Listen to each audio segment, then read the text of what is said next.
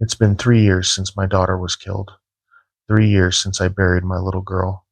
3 years since I stopped being a father and started being a ghost in my own life. Her name was Sophie. She was 7 years old. Blonde hair, green eyes, loved unicorns and strawberry ice cream, and those stupid sparkly shoes that light up when you walk. She disappeared during a camping trip in northern Arizona. We were on Navajo land, visiting my ex-wife's family. Sophie wandered away from camp while we were setting up dinner. Just gone. We searched for 6 days. They found her body in a ravine 2 miles from our campsite. The medical examiner said it was a fall, blunt force trauma, quick, painless. But I saw the autopsy photos. I'm a paramedic. I know what falls look like. Those injuries weren't from a fall. Something had gotten to her first. The Navajo search and rescue team, they knew. I could see it in their faces. They wouldn't meet my eyes when they handed me her body. One of the older men, he pulled me aside and said 3 words in English before walking away. Burn her clothes. I didn't understand then. I do now. My ex-wife couldn't handle it. The grief destroyed our marriage. She moved to California, started over. New husband, new life. I stayed in Flagstaff, kept working, kept breathing, kept hating myself for not watching Sophie closer. That was 3 years ago. Last week, I saw her. I was coming home from a night shift, 4 a.m., still dark. I pulled into my driveway and my headlights swept across the yard. Sophie was standing on my front porch, same blonde hair, same height, wearing the purple jacket she'd had on the day she died. She was just standing there, staring at my truck. I slammed on the brakes, sat there with the engine running, staring. It couldn't be her. Sophie was dead. I'd identified her body. I'd buried her. But there she was. She smiled, waved at me. Hi, Daddy. I got out of the truck. My legs were shaking. Sophie, baby, is that you? I've been waiting for you, she said. Her voice was exactly right. That slight lisp from her missing front tooth. I've been waiting for so long. I walked toward her. Every rational part of my brain was screaming that this was wrong, that this wasn't possible. But I didn't care. My daughter was alive. I reached the porch steps. She was 10 feet away. I could see her face clearly now in the porch light. Her eyes were raw. They were green, Sophie's eyes, but they didn't blink, and they reflected the light like an animal's. Sophie, where have you been? We looked for you. We looked everywhere. I know, she said.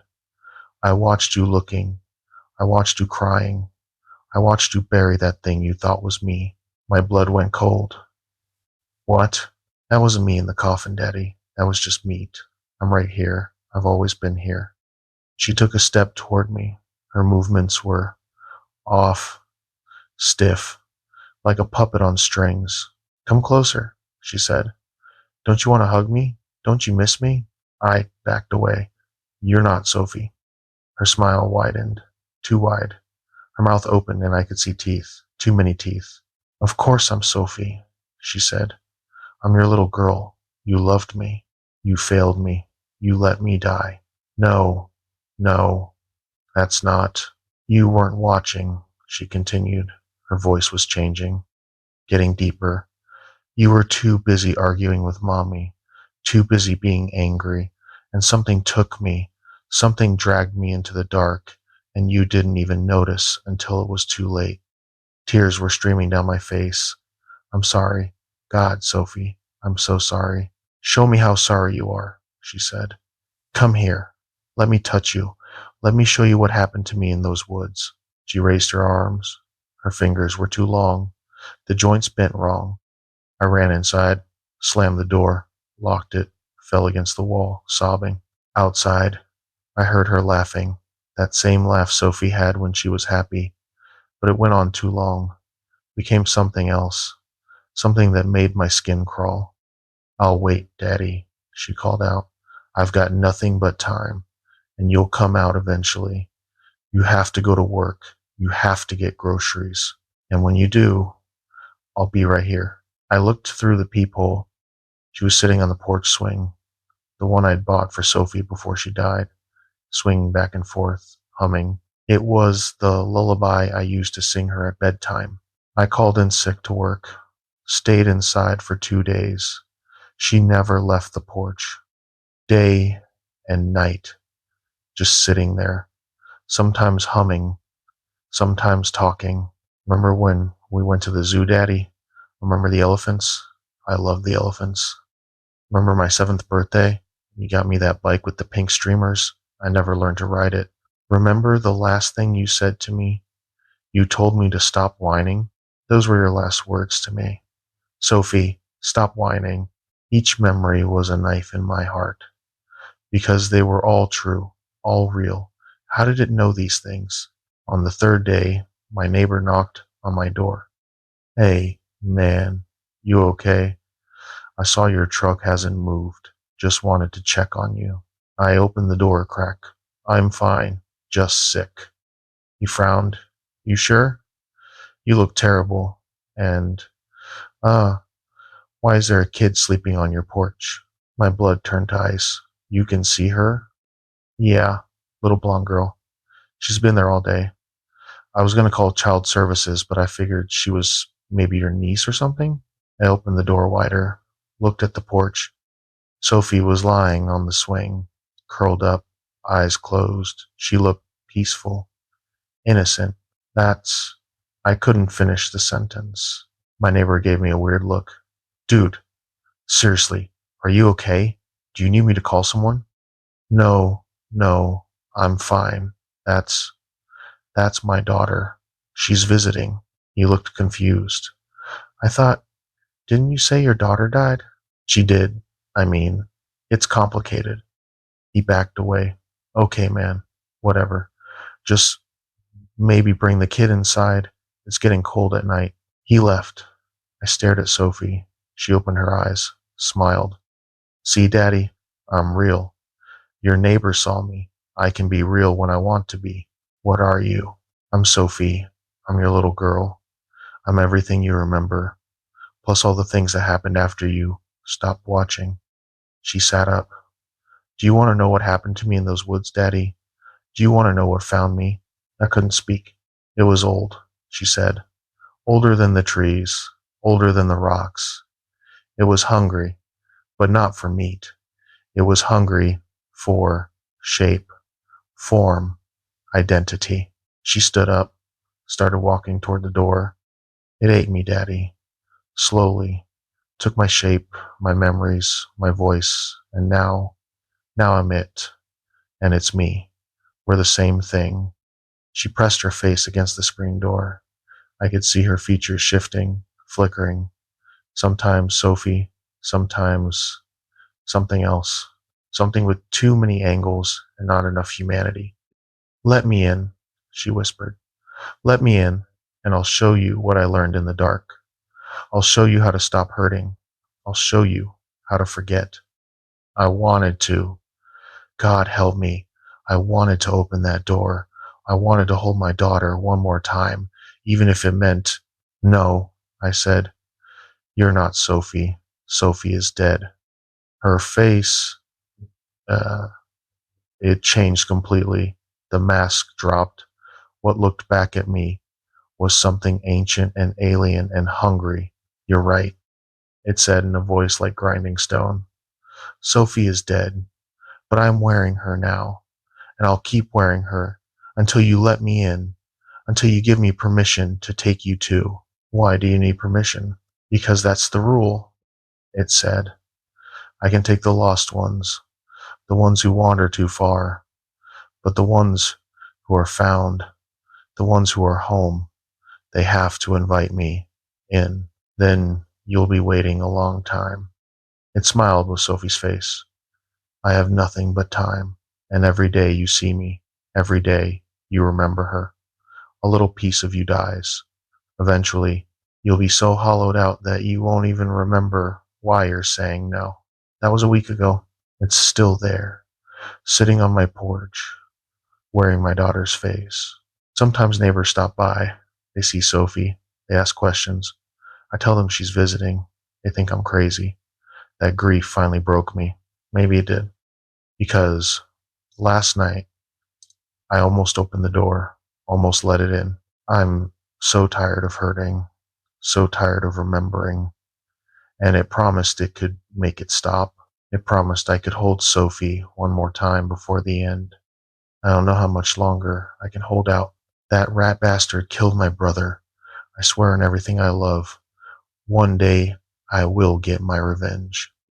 His name was Derek Holloway, meth dealer, career criminal, piece of human garbage who'd been in and out of prison since he was 16. My brother Jake, he was a good kid, 22 years old, working construction, saving up to go back to school. He made one mistake. One, he bought weed from the wrong guy at a party. Derek decided Jake saw too much, knew too much about his operation. So Derek took Jake out into the desert outside Gallup, New Mexico, and put a bullet in his head and left him in a shallow grave. They found Jake's body 6 weeks later. Coyotes had gotten to it, but dental records confirmed it was him. Derek skipped town before the cops could arrest him. Warrant out, U.S. Marshals looking, but he vanished like smoke. That was 8 months ago. I've been looking for him ever since. Took a leave of absence from work, spent my savings. I tracked him through 3 states, talked to his associates, his family, his dealers, put together a pattern. He was heading west, toward Navajo land, had family out there, cousins who'd hide him. I found out which res, which chapter house, which family compound. I bought a gun. I'm not proud of it, but Jake was my little brother, my only family, and Derek took him from me. I drove to the res 2 weeks ago, found the compound in a cluster of trailers and hogans 20 miles from the nearest paved road. I parked a mile out and hiked in after dark. I was going to put a bullet in Derek, then call the police, tell them I found him, self-defense, whatever. I didn't care about the consequences. Jake deserved justice. I crept up to the first trailer, looked through a window, empty. Tried the second, nothing. The third trailer. I saw movement. Derek was inside. I'd recognize that rat face anywhere. Shaved head, prison tattoos. He was pacing back and forth, talking to himself, agitated. I checked my gun. 9mm, 15 rounds. More than enough. I kicked in the door. Derek spun around, but his face was wrong. His eyes were yellow, reflective, like a coyote's, and his mouth, when he opened it to speak, I saw teeth. Too many, too sharp. You, he said. His voice was wrong too, raspy, like gravel in the throat. Where's Derek? I demanded. Where's Derek Holloway? The thing smiled. I'm Derek. Don't you recognize me? Bullshit. What are you? I'm Derek. It repeated. I've been Derek for 3 weeks now. Time is hard to track. But yes, I'm Derek. I have his memories, his voice, his face. I am him. I raised my gun. I don't give a shit what you are. You killed my brother. Did I? It tilted its head. Or did Derek kill your brother? Before I found him. Before I took him. What the hell are you talking about? The thing sat down on a filthy couch, gestured to a chair. Sit. Let me tell you a story. I'm not here to talk. You want answers, don't you? About what happened to your brother, about what happened to Derek? Sit. Against my better judgment, I sat, gun still pointed at its chest. Derek came to the res 3 weeks ago, the thing said, hiding from the law, hiding from men like you. He stayed with his cousins, but he was stupid. He wandered into the desert at night, alone. And I found him, it said. I was hungry. I've been hungry for so long. Your kind used to know the signs, used to know how to protect yourselves, but you've forgotten. You don't believe anymore. I don't believe in ghost stories. No, stood up, and as it moved, its body changed. The limbs elongated, the skin darkened, the face pushed forward into something like a snout. I fired. The bullet hit it in the shoulder. Black blood sprayed, but it didn't stop moving. You should believe, it said, because I'm very real. It lunged at me. I fired 3 more times, hit it twice. It crashed into me and we went down hard. Its hands, they weren't hands anymore. They were claws. It raked them across my chest. I felt my shirt tear, felt my skin open up. I shoved the gun under its chin and fired. The blast was deafening in the small trailer. The thing's head snapped back. It fell off me, twitching. I scrambled to my feet. Blood was pouring from my chest. The wounds were deep. I stumbled to the door. Behind me, I heard it moving, getting up. You can't kill me, it said. Its voice was wet now, gargling. I've been shot before, stabbed, burned. I always heal. I turned. It was standing, but its face was ruined. Half its skull was missing. I could see things inside. Not brain, not bone, something else. Something that writhed. What, what are you? I gasped. Skinwalker, it said. Ye Naldlushi, the ones who walk on all fours, the ones who wear skins that aren't ours. It started walking toward me. Each step, its body was healing. The skull fragments were pulling back together, the skin regenerating. I wore a coyote for 100 years, it said. Then a man, then another man, then Derek, and soon I'll wear you. I ran, made it to my truck, fumbled with the keys. My hands were slick with blood. The engine turned over. I looked in the rearview mirror. It was standing in the doorway of the trailer, watching me. It raised Derek's hand, waved. Then it dropped to all fours and started running. I floored it. 50, 60, 70 miles per hour on a dirt road. The truck bounced and fishtailed. I didn't care. In my mirrors, I could see it running on all fours, keeping pace. It was faster than my truck. I white-knuckled the wheel, prayed, screamed. Then it stopped, just stopped running. Stood up on 2 legs, watched me drive away. I didn't stop until I hit the highway. Didn't stop until I found a gas station with lights and people. I went to the hospital, told them I got jumped. They stitched me up. 27 stitches across my chest, scars that'll never fully fade. The police came, asked questions. I told them I found Derek, that he attacked me, that I shot him in self-defense and ran. They went to the res, found the trailer, found blood, mine, and something else, something they couldn't identify, but no body, no Derek. The marshals added attempted murder to Derek's warrant, but they're not going to find him because Derek doesn't exist anymore. Whatever that thing is, it's wearing him, using him, and it told me it wanted to wear me next. I've been seeing it, following me, always at a distance. Sometimes it looks like Derek. Sometimes it looks like Jake, my dead brother, walking around, watching my house.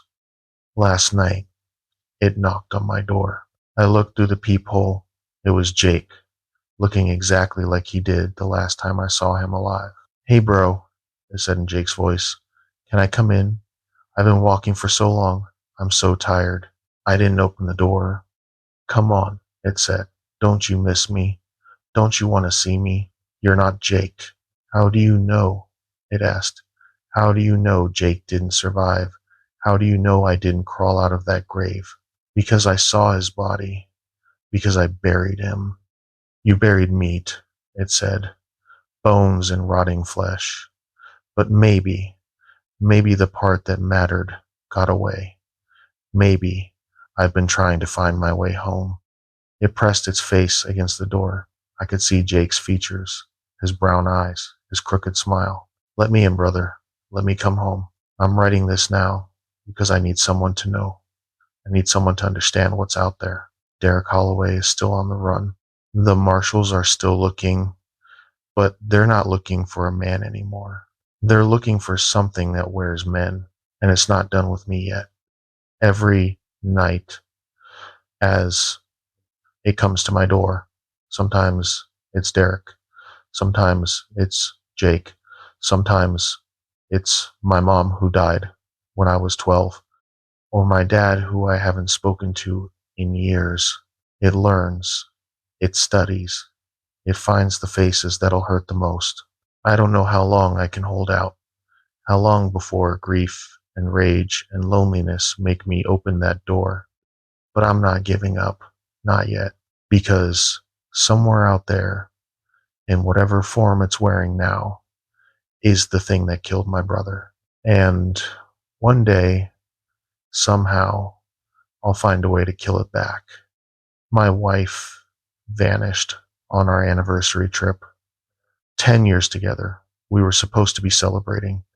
Instead, I watched something that looked like her walk into the desert and never come back. Her name was, is Rachel. I don't even know what tense to use anymore. We went to Monument Valley. Her choice. She'd always wanted to see the Navajo lands, the red rocks, the endless desert sky. I would have preferred Hawaii, but I loved her. So Monument Valley, we stayed at a small inn just outside the tribal park. Our room had a view of the mesas. Stunning. Rachel took 100 photos that first day. She was so happy. On our anniversary, October 3rd, we went for a sunset hike. Just a simple trail. 2 miles out, 2 miles back. Well marked, safe. Rachel walked ahead of me. She did that sometimes. Liked her space. Liked to think. I was checking my phone, looking at something stupid. I can't even remember what, when I looked up and realized I couldn't see her anymore. Rachel? I called out. Babe, where are you? No answer. I walked faster, rounded a bend, saw her standing about 50 yards ahead, just standing there, facing away from me, perfectly still. Rachel, you okay? She didn't move, didn't respond. I jogged up to her, put my hand on her shoulder. Hey, what's? She turned around. It was Rachel's face, Rachel's body, Rachel's clothes, but her eyes, they were empty, like looking into the eyes of a mannequin. Are you ready? She asked. Ready for what? To go, she said. I'm ready to go now. Go where? Babe, what are you talking about? She smiled. It wasn't her smile. I'm ready to go home, to my real home. Then she turned and started walking into the desert, off the trail, into the scrub brush and red sand. Rachel, stop. Where are you going? She didn't stop, didn't look back, just walked with this purpose, this determination. I ran after her, grabbed her arm. Rachel, stop. You're not making sense. She looked at my hand on her arm, then at me. Let go. No, not until you tell me what's going on, I said. Let go. Her voice was different, deeper, and her eyes, they changed, became reflective, yellow. I let go. She continued walking. I followed. What else could I do? She was my wife. She was clearly having some kind of episode, heat stroke maybe, dehydration. We walked for an hour, deeper into the desert. The sun was setting, the temperature dropping. Rachel, please, we need to go back. It's getting dark. Almost there, she said. Almost where? She didn't answer. We crested a rise, and I saw them. There were people, maybe a dozen, standing in a circle in a small canyon. They were all wrong. The way they stood, the way they moved, like puppets with amateur handlers.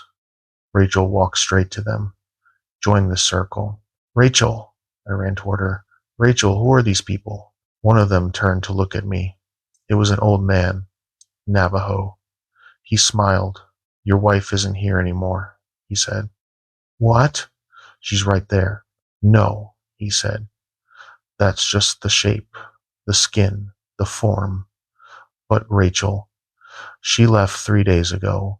You're insane. Rachel, tell him. The thing wearing Rachel's face turned to me. He's right. I'm not Rachel. I've been wearing her since we arrived, learning her, studying her. My knees went weak. What? Rachel went for a walk on our first night, it said. Remember? She said she couldn't sleep, wanted to clear her head. I found her out here, alone, in the dark. I did remember. Rachel had trouble sleeping in new places.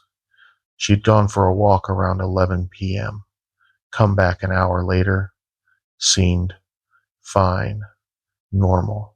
What did you do to her? I whispered. I took her skin. It said simply, that's what we do. We're skinwalkers. We shed our old forms and take new ones. Rachel's was perfect, young, strong, beautiful. I fell to my knees. Where is she? Where's my wife? The thing gestured to the canyon floor. I looked. There were bones scattered across the red sand, some old, some newer. She's here, it said. All of them are here. Every skin we've worn, every person we've been. The other figures in the circle, they were all watching me now, and their faces were shifting, flickering, sometimes human, sometimes something else. You people are monsters, I said. We're not people, one of them said. It sounded like a child. We're older than people. We were here first. We learned to wear your shapes to survive, to hunt, to feed. Feed on what? Experience, another one said. This one sounded like a woman. Life, identity. We're empty, shapeless. We need to take form from those who have it. The Rachel thing kneeled down in front of me, put its hand on my cheek. Rachel's hand, Rachel's touch. I've enjoyed being her, it said, learning what it's like to love someone, to be loved. It's fascinating. You humans feel so much. Please, I begged, please, give her back. I can't. She's gone, consumed. But I can keep wearing her. I can go home with you, be your wife. No one would know the difference. I would know. Would you? It smiled with Rachel's lips.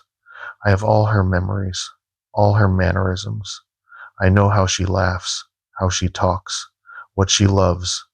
I could be her forever. You're not her. Then what will you tell people? It asked. That your wife disappeared in the desert? That she was taken by monsters? They'll never find her body. The bones here. We grind them to dust every few months, scatter them in the wind. I looked at the circle of things, at the bones, at the creature wearing my wife's face. I'll tell them the truth. The child thing laughed. No one will believe you. I don't care. I stood up, started walking back toward the trail.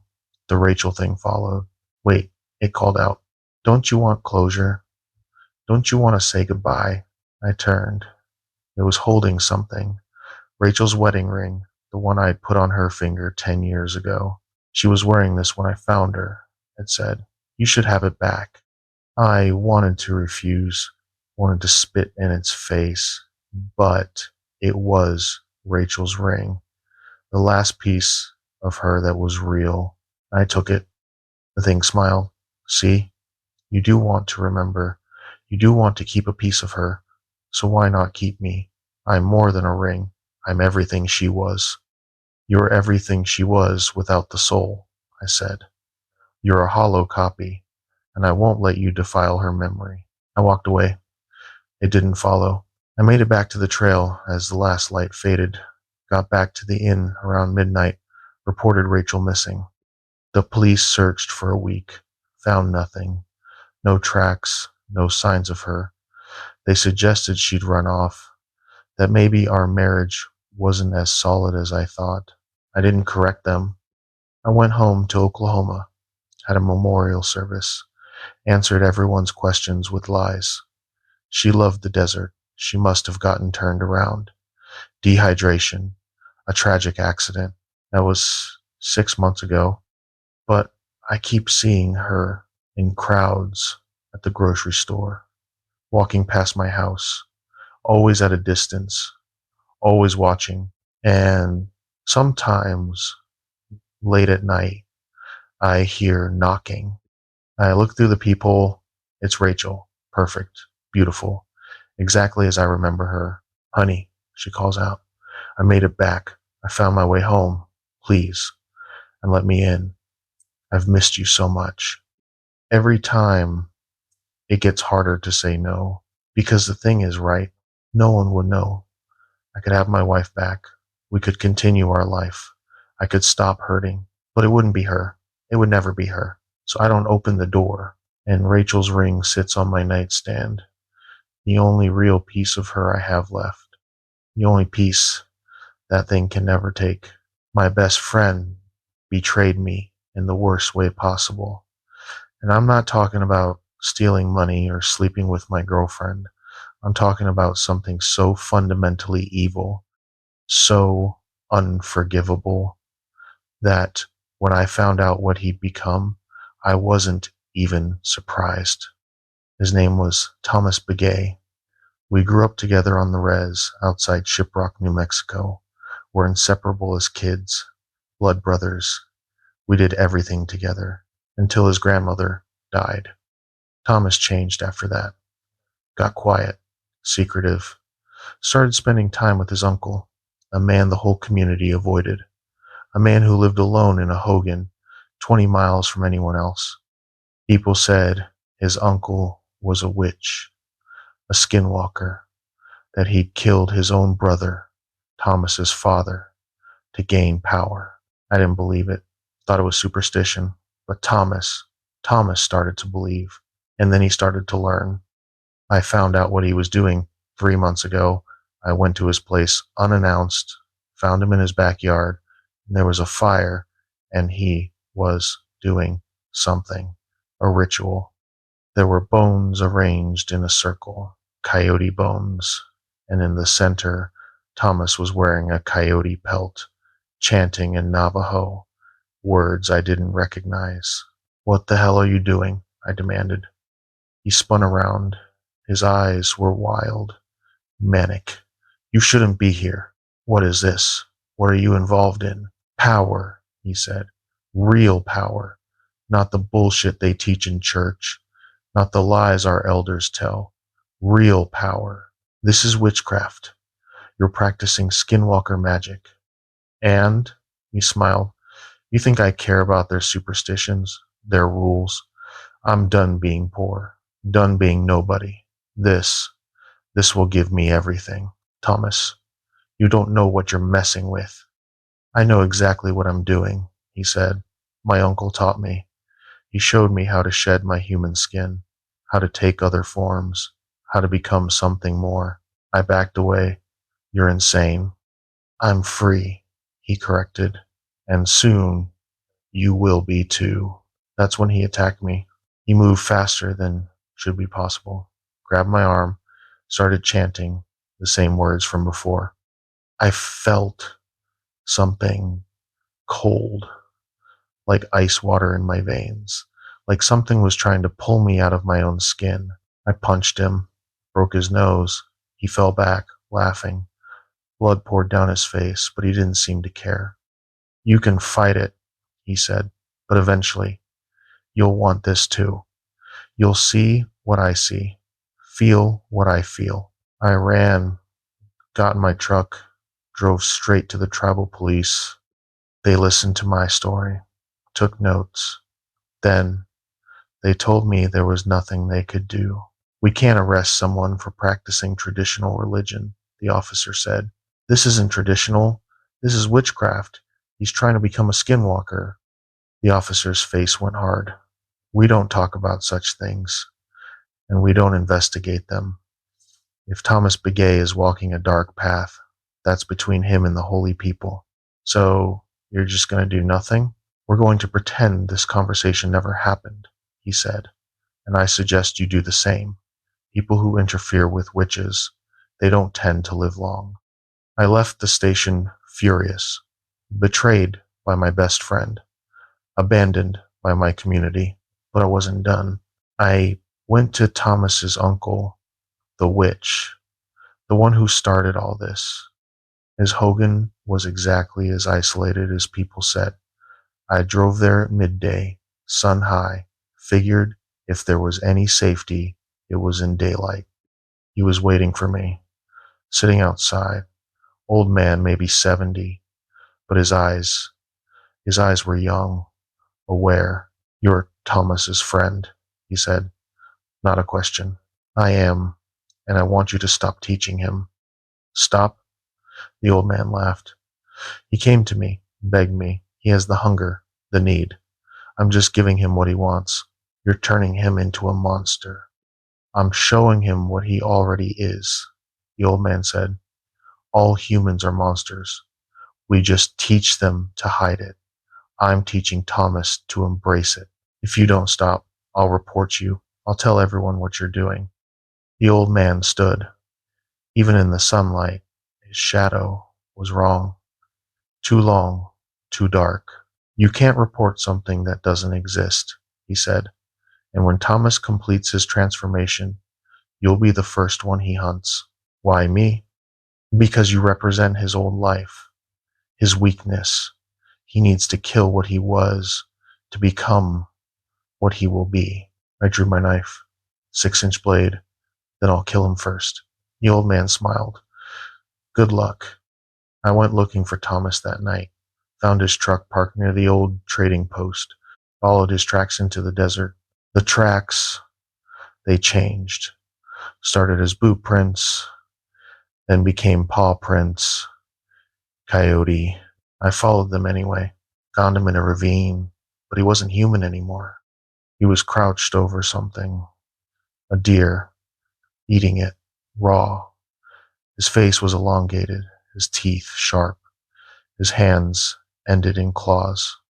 But when he looked up at me, I could still see Thomas in there, in those eyes. I told you, he said. His voice was wrong, deeper, growling. I told you I'd become something more. You've become an abomination. He stood, stretched. His spine popped and cracked. I've become powerful, free. I can wear any skin now, be anything, do anything. At what cost? Cost? He laughed. I had to kill 4 people, feed on their life force. That was the price. 4 lives to buy my freedom. My blood ran cold. Who? Does it matter? They were nobody. Hitchhikers, drifters, people no one would miss. You murdered 4 people. I liberated 4 vessels, he corrected, and took their essence, their flavor. Now I can become them whenever I want. I can walk into any town wearing their faces, live their lives, take their identities. He started walking toward me, his body shifting with each step, sometimes human, sometimes coyote, sometimes something in between. And soon I'll take yours.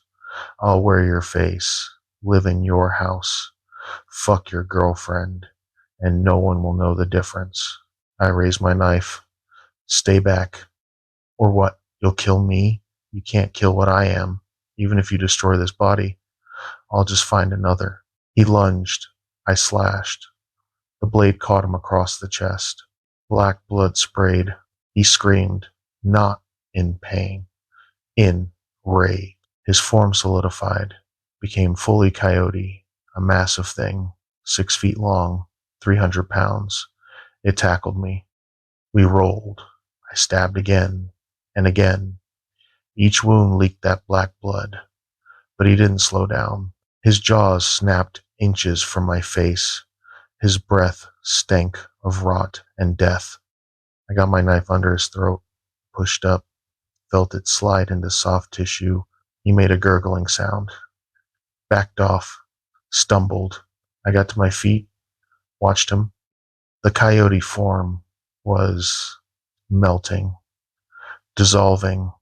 What remained was neither human nor animal, just flesh, twisted and wrong. You can't stop this, he gasped. Even if you kill me, there are others. My uncle has taught dozens. We're everywhere. We're your neighbors, your friends, your family. Then I'll kill them too. He laughed. Blood bubbled from his mouth. Good luck. He died, returned to human form in his last moments. Thomas's face, Thomas's body, but empty, used up. I burned the body, used gasoline from my truck, watched it burn until nothing remained but ash. Then I went back to the uncle's Hogan. He was gone. Place was empty, like no one had lived there in years. But I found something. A journal, written in English and Navajo. Names, dates, rituals. A list of people the uncle had taught. People who'd become skinwalkers. 27 names. I recognize 8 of them. People from my community. People I'd known my whole life. I've been hunting them for 3 months.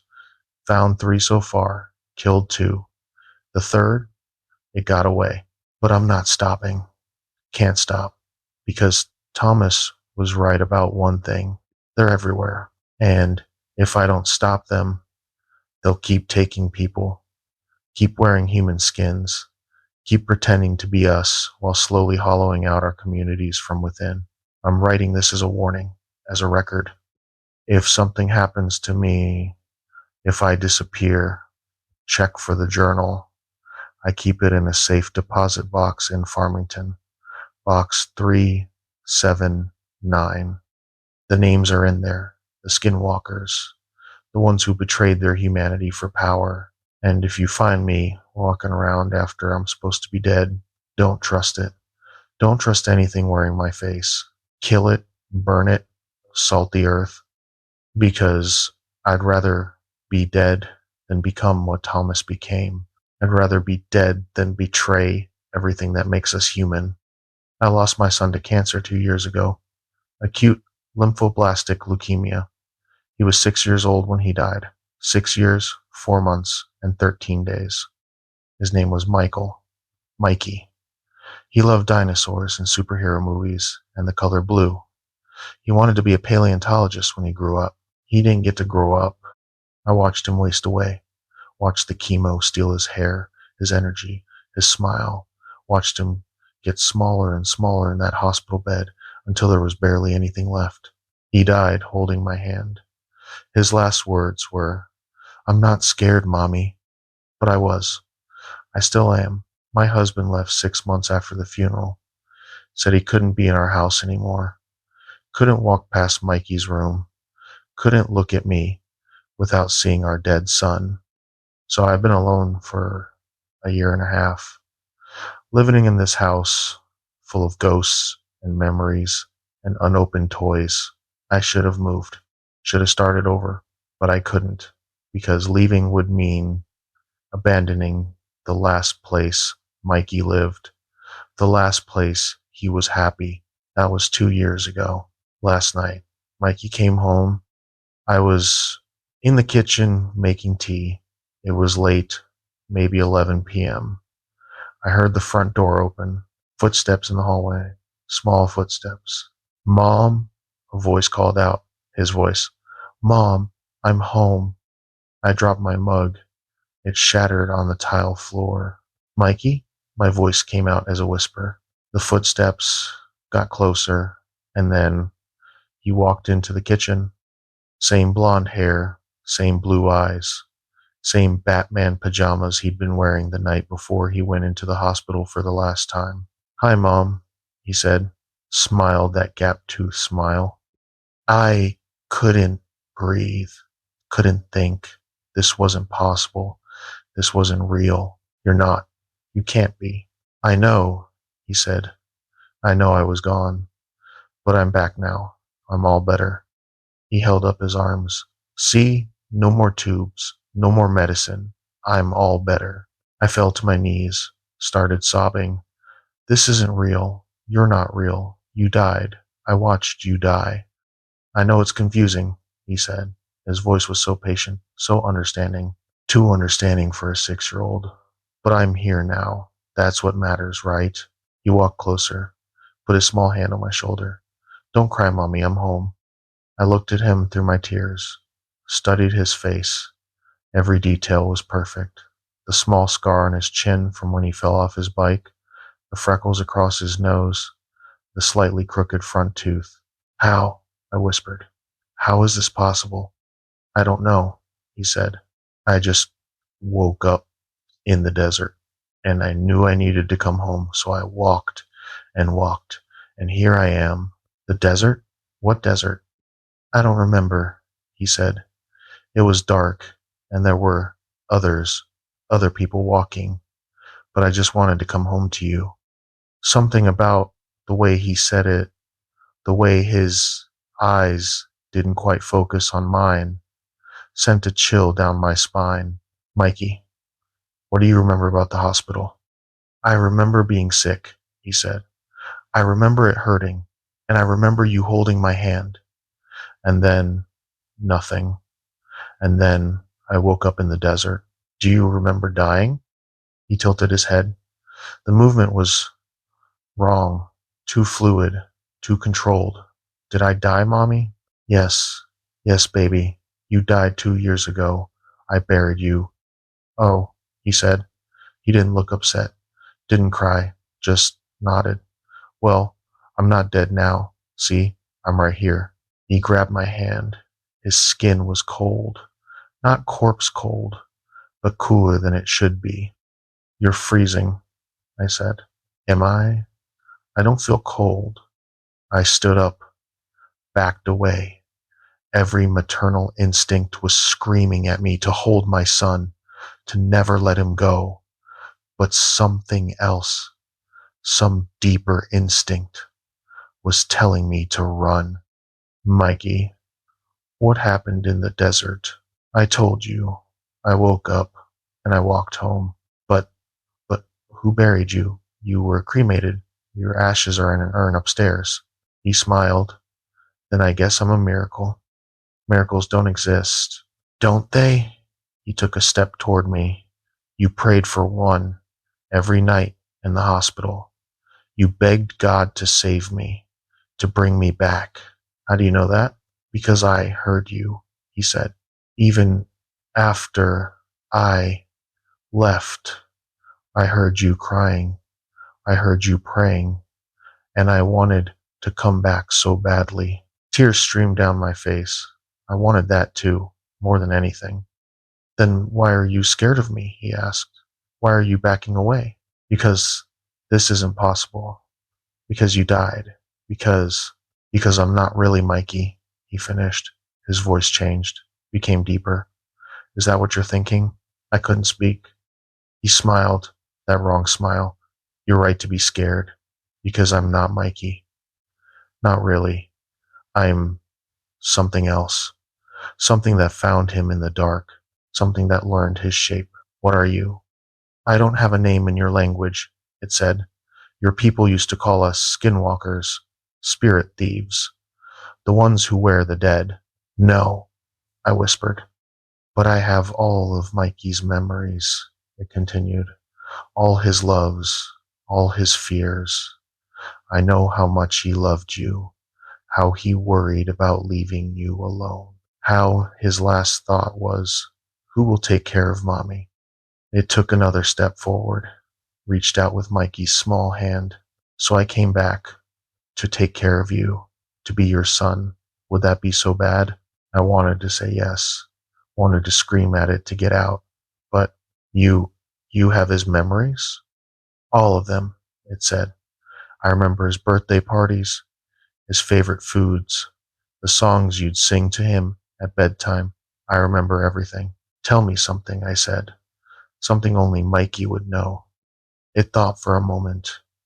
You have a scar on your left hip from when you fell rollerblading on your 12th birthday. You never told anyone about it because you were embarrassed. But Mikey saw it once when he was 4. Asked what it was from. You told him a dragon scratched you. My knees went weak, that was true. All of it. I could be him, it said softly.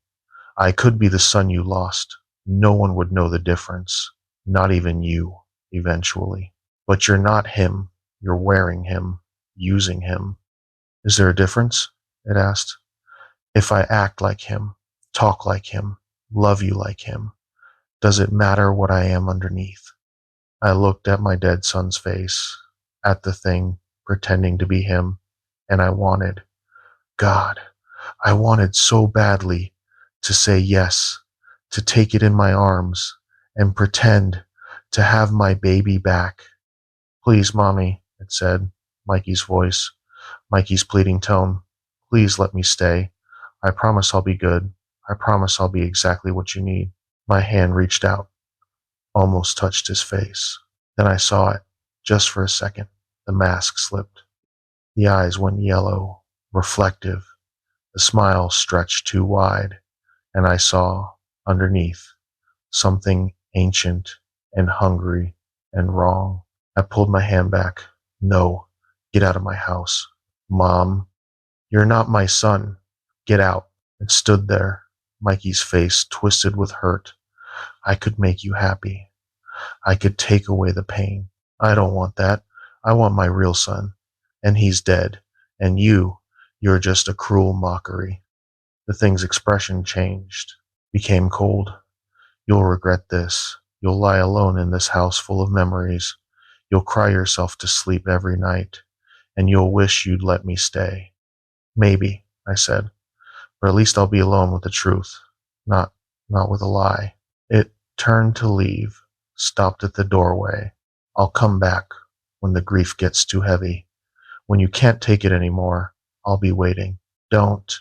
I will, it said, because I have time, and eventually you'll break. They always do. It left. I heard the front door close, heard footsteps on the porch, then silence. I collapsed on the kitchen floor, sobbed until I had nothing left. That was last night. This morning, I found small footprints in the frost on my lawn, leading from the woods to my porch, then back again. It wasn't lying. It's waiting. And every day, it gets a little harder to remember why I said no. I work at a fire lookout tower in the Cascade Mountains of Oregon. Been doing it for 3 seasons now, and I need to tell someone what happened last September before I lose my mind completely. The job was supposed to be perfect for me. I'm not great with people. I never have been. Sitting alone in a tower for weeks at a time, watching for smoke, reading books, taking photos of sunsets, it sounded like paradise. And for 2 years it was.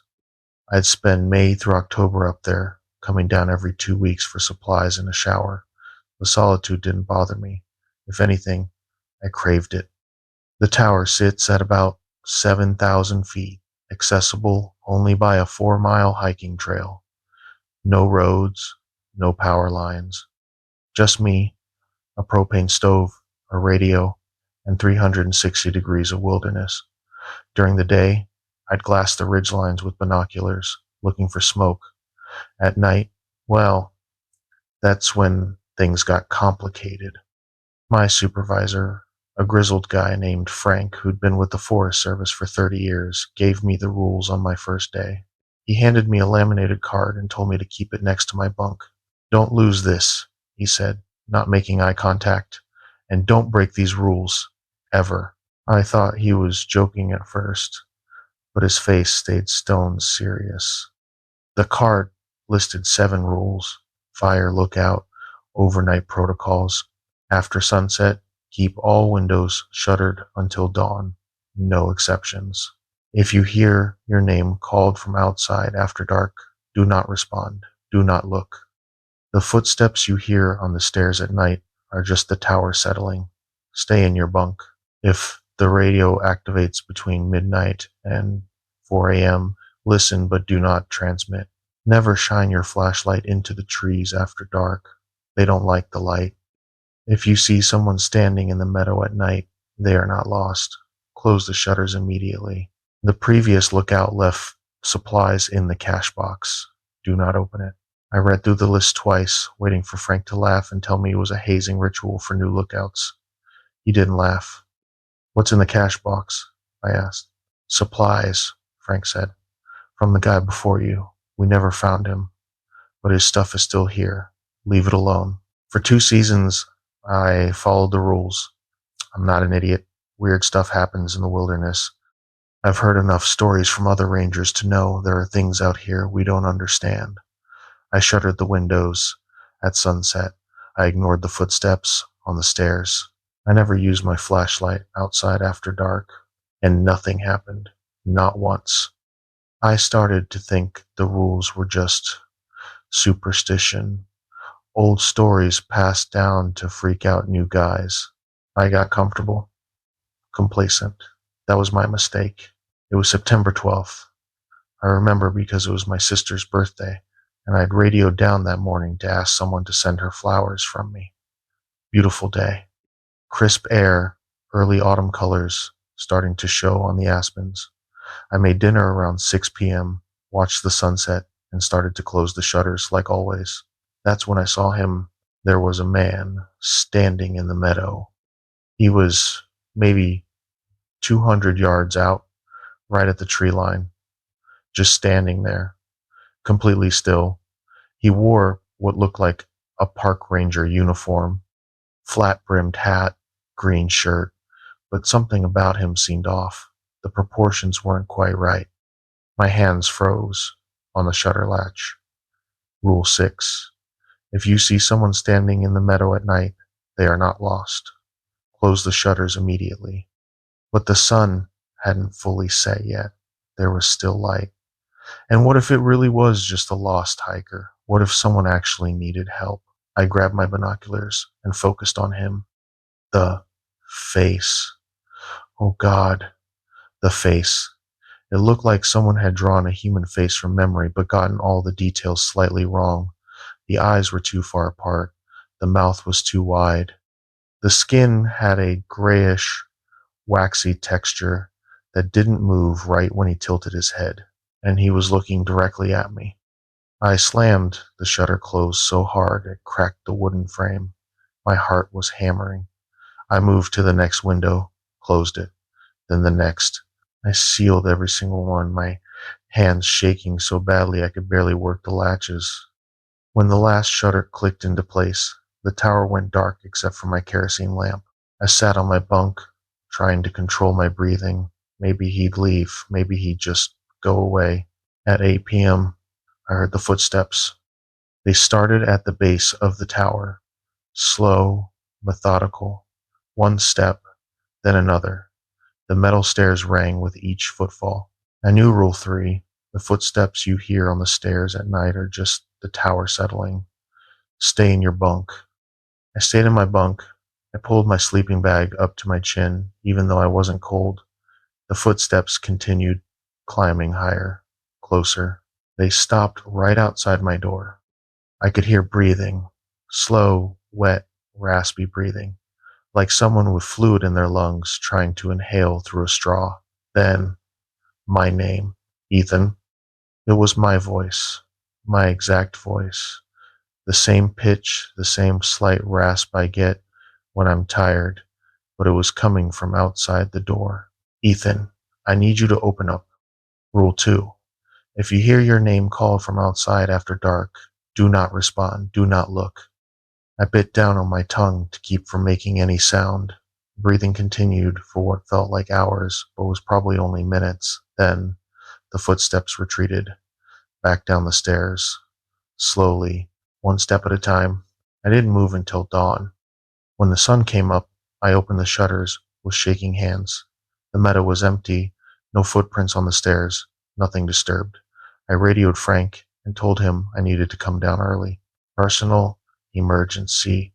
He was quiet for a long moment. Did you break any of the rules? No, I said. I followed them all. Then you're fine. 2 more weeks, Ethan. You can make it.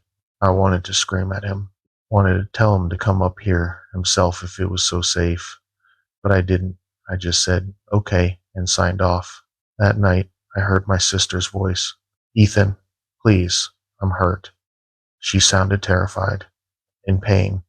Every instinct in my body screamed at me to open the door. My sister, my little sister, who I protected our whole lives, was out there and needed me. My hand was on the door handle before I stopped myself. It wasn't her. It couldn't be her. She was 300 miles away in Portland. This thing, whatever it was, had heard me radio about her birthday. It was using her voice to get me to open the door. I screamed instead.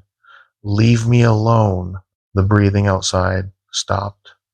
Then I laughed her. High-pitched, broken laughter that didn't sound like it came from a human throat. It went on for almost an hour before fading into the trees. On the 13th night, the radio crackled to life at 2 a.m. Rule 4.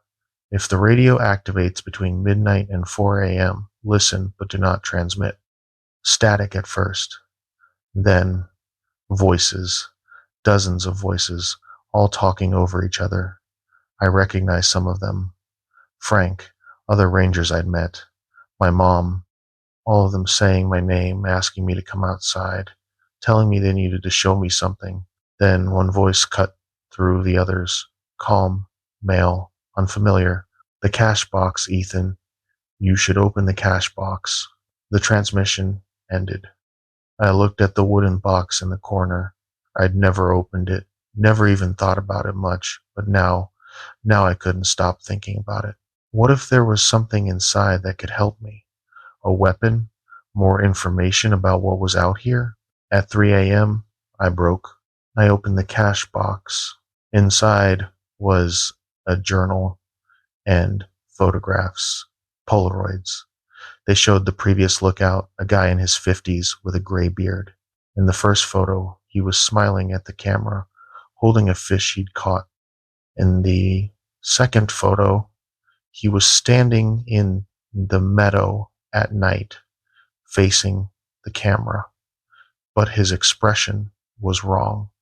Too wide, too empty. The third photo showed him climbing the stairs to the tower, his joints bent backward. The fourth photo was taken from inside the tower, looking out through the window at his face pressed against the glass. His mouth was open, impossibly wide. The final photo was of my tower, taken 3 nights ago. I could see myself through the window, shuttering it closed. Someone or something had been watching me. The journal only had one entry, dated the day he disappeared. I thought if I followed the rules, I'd be safe. I was wrong. The rules aren't to protect us.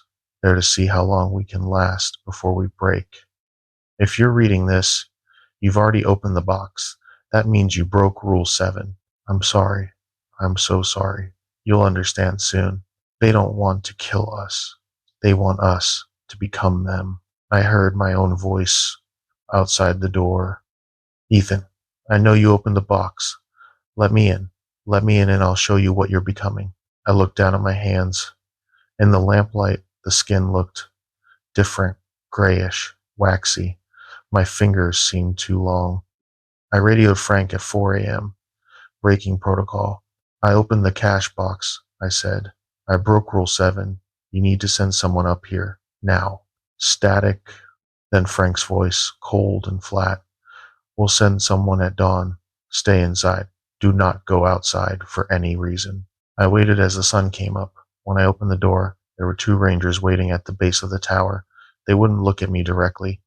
They escorted me down the trail in silence. When we reached the parking area, Frank was there. He looked at me for a long moment, then handed me my termination papers. You're done, he said. Don't come back. What the hell is up there? I demanded. What did I see? Frank just shook his head. We've had this lookout for 60 years. We've lost 8 people. They all broke the rules. You're the first one to make it down alive after opening that box. What happened to them? They stayed, Frank said quietly. They stayed, and they changed. We find their clothes sometimes, their gear, but never them, not as they were. He walked away, leaving me standing there with my backpack and my nightmares. That was 4 months ago. I'm working at a grocery store now, and I can't stop thinking about those last few hours in the tower, the way my hands looked in the lamp light, the way my reflection seemed slightly wrong in the window glass. Sometimes, late at night, I hear my own voice calling to me from outside my apartment. And the worst part of me wants to answer. Part of me wants to go back to the tower, to go back and finish what I started. Because I looked in the mirror this morning and my eyes were too far apart. The rules weren't meant to protect us. They were meant to delay the inevitable. And I think, I think I'm running out of time. I was a night security guard at the Riverside Mall in Northern California, past tense, because I quit 3 weeks ago, and I'm never going back, not for any amount of money. The mall closed in 2016. Economy crashed, anchor stores pulled out, and within 18 months the whole place was a ghost town. But the property management company still needed someone to watch it, keep out copper thieves and teenagers looking for a place to party. That's where I came in. $12 an hour to walk empty corridors from 11 p.m. to 7 a.m. 5 nights a week. I needed the money. I'd just gotten out of a bad relationship, had my own place for the first time in years, and couldn't afford to be picky about work. My supervisor, this older woman named Patricia, gave me the tour on my first night. She walked me through the main concourse, past the empty storefronts with their security gates pulled down, past the dried up fountain in the center court. The only sound was our footsteps echoing off the tile floors. "You'll do 3 rounds per shift," she said, handing me a clipboard with a route map. "Check all the exit doors, make sure nobody's broken in. Pretty straightforward." "Seems easy enough," I said. That's when she stopped walking and turned to face me. Her expression, it changed, went from professional to something else, something worried. "There are some rules you need to follow," she said. "I'm serious about this, okay? These aren't suggestions." She handed me another laminated card. I was starting to notice a pattern with these security jobs and their laminated rule cards. Riverside Mall Night Security Protocols. Never enter the food court after midnight. Walk past it, but do not go in. If you hear music playing from J.C. Penney, ignore it. The sound system was disconnected in 2016. The mall directory will sometimes show stores that were never here. Do not try to find them. If you see someone shopping, do not approach them. They are not trespassing. The emergency exit by the movie theater does not lead outside anymore. Stay away from it. If all the lights go out at once, stand perfectly still until they come back on. Do not use your flashlight. Never acknowledge the child in the play area, no matter what she says to you. I read through it twice. Are you serious? Completely, Patricia said. The last guard ignored the rules. We found his badge and flashlight in the food court. Never found him. What do you mean you never found him? She didn't answer. Just told me her cell number was on the card if I had any emergencies, then left me alone in that massive empty building. The first week was fine. Unsettling, sure. There's something deeply wrong about a space designed for thousands of people when it's completely empty. But I followed the rules. I walked past the food court without going in. I ignored the elevator music that sometimes drifted from the abandoned J.C. Penney. I saw the mall directory list a store called the Eternal Boutique on level 2, but there was no level 2. I left it alone. On my 8th night, I saw the child. She was sitting on the little carousel in the kids' play area, this bright plastic thing shaped like a caterpillar that hadn't moved in years. She looked maybe 6 years old, wearing a yellow dress with white flowers on it, blonde hair and pigtails. She was swinging her legs back and forth, humming a tune I didn't recognize. Rule 7. Never acknowledge the child in the play area, no matter what she says to you. I kept walking, pretended I didn't see her. My heart was pounding, but I maintained my pace, eyes forward. "Excuse me," she called out. Her voice was high and sweet. "Excuse me, mister. I'm lost. Can you help me find my mommy?" I didn't stop, didn't turn around, kept walking. "Please," she said, and now her voice had an edge to it. "Please, mister. I've been here so long." I rounded the corner and broke into a jog, my footsteps echoing off the walls. Behind me, I heard her laugh. It started as a child's giggle, then deepened, became something else. Something that rattled my bones. I didn't see her again that night. 2 weeks in, I started getting comfortable again. Human nature, I guess. You can only maintain peak fear for so long before your brain starts normalizing things. I'd wave at the mannequins in the window displays. I'd patrol my route on autopilot, daydreaming about what I'd do with my paycheck. That's when I got stupid. It was a Thursday night, October 11th. I was doing my midnight round, and I was hungry. I'd forgotten to pack a lunch. My stomach was growling. And as I walked past the food court, I smelled something. Fresh pizza, not the stale air and dust smell that filled the rest of the mall. Actual pizza, pepperoni and melted cheese and warm bread. My mouth started watering before I could stop it. Rule 1. Never enter the food court after midnight. Walk past it, but do not go in. I stopped at the entrance. The food court was dark, except for one light, coming from the pizza place, Antonio's. I could see the orange glow of the heat lamps, see steam rising from something. "Hello?" I called out. No answer, just that smell. God, that smell. I took one step into the food court, then another. The tile under my feet changed, went from dull beige to the red and white checkerboard pattern of the dining area. I could hear something now. Voices, quiet conversation, and the clatter of trays and silverware.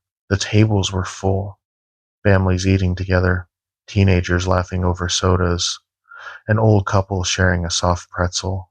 They all looked normal, solid, real, but their clothes were wrong, dated, styles from the 80s, the 90s, the early 2000s, and they were all staring at me. Every single person in that food court turned their head in perfect unison and looked right at me. Their expressions didn't change.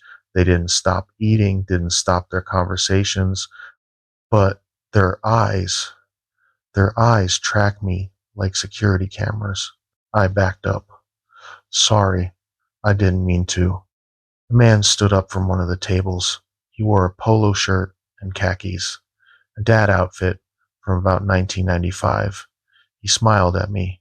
His teeth were too white. "Join us," he said. "You must be hungry. We have plenty of food." "No, no thanks. I'm good." More of them were standing now. A woman in a neon windbreaker, a teenager in a J&CO jeans and a band shirt I didn't recognize, a little boy with a bowl cut holding a Happy Meal box. They started walking toward me. Not fast, not running, just walking with that same empty smile. "Please," the woman said. "You work so hard. You should take a break, have something to eat." I turned and ran.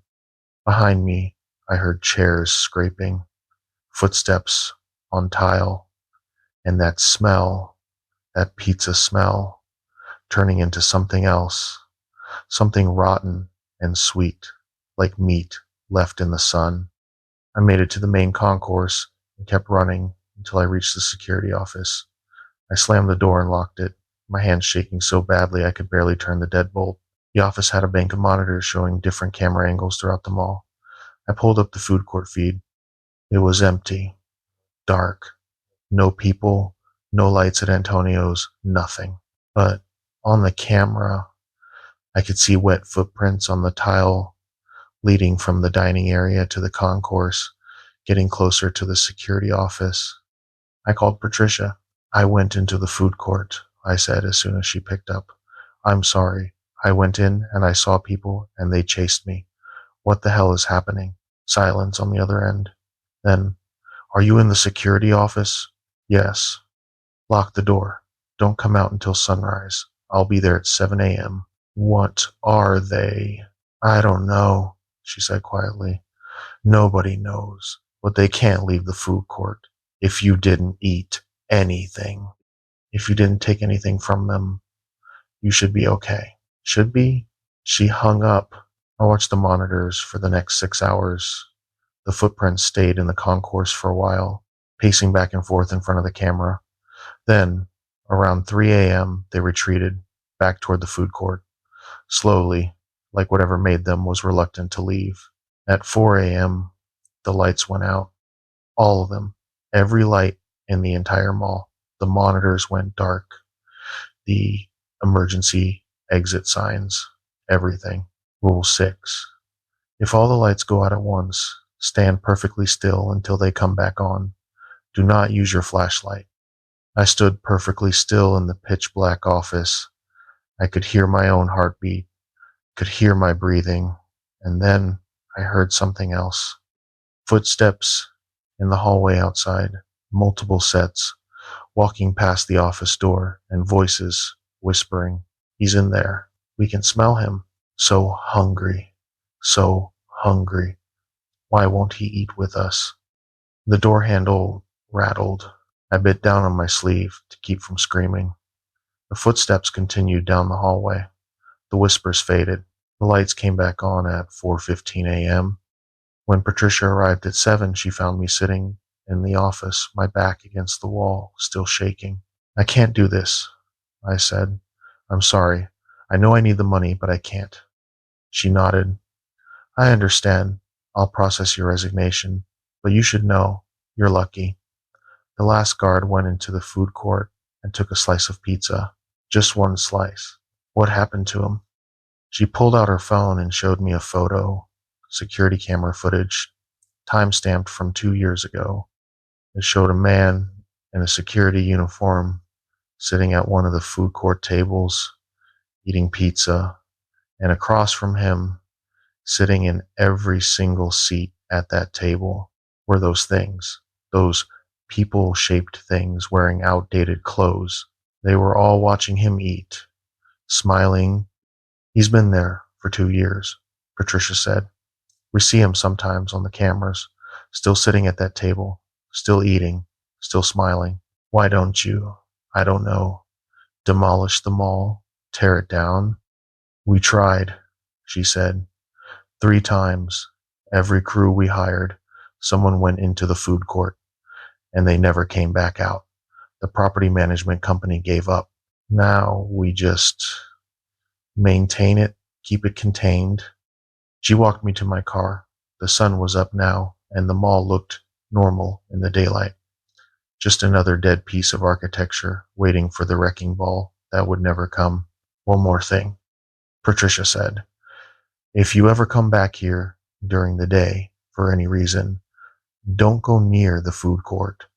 The rules apply 24 hours. I never went back, not even to drive past it. But sometimes, late at night, when I'm trying to fall asleep, I smell pepperoni pizza, and I hear whispers from somewhere I can't quite place. Come back. We saved you a seat. You must be so hungry by now. I moved to a different city last week, 300 miles away. The smell followed me. I drive long-haul trucks through Nevada and Utah. Been doing it for 15 years. And in that time, I've learned there are things on these desert highways that don't belong to any world I understand. Most truckers know the rules. We don't talk about them much, not to outsiders, not to the dispatchers, not to our families. But we know. We share the knowledge in truck stops and rest areas, spoken low over coffee at 3 a.m. when the only other people around are too tired to listen. The rules are simple. Desert highway protocol. Never pick up hitchhikers after midnight, no matter how desperate they look. If you see the same vehicle in your mirrors for more than an hour, take the next exit, any exit. If your CB radio picks up a conversation between you and someone else, but you're not transmitting, turn it off immediately. Never stop at a rest area where all the lights are on but no cars are in the lot. If you see a child standing on the side of the highway alone, do not stop. Call highway patrol and keep driving. The woman in the red dress only appears when someone is about to die. If you see her, pull over immediately and wait for sunrise. Never, and I mean never, answer if someone knocks on your sleeper cab while you're parked. I followed these rules religiously, never broke a single one, not in 15 years, until last month. I was hauling a load of electronics from Reno to Salt Lake City, standard route, I-80 East, through the loneliest stretch of highway in America. 400 miles of nothing but sagebrush, salt flats, and the occasional scattered town that looked like it died decades ago. It was 2 a.m.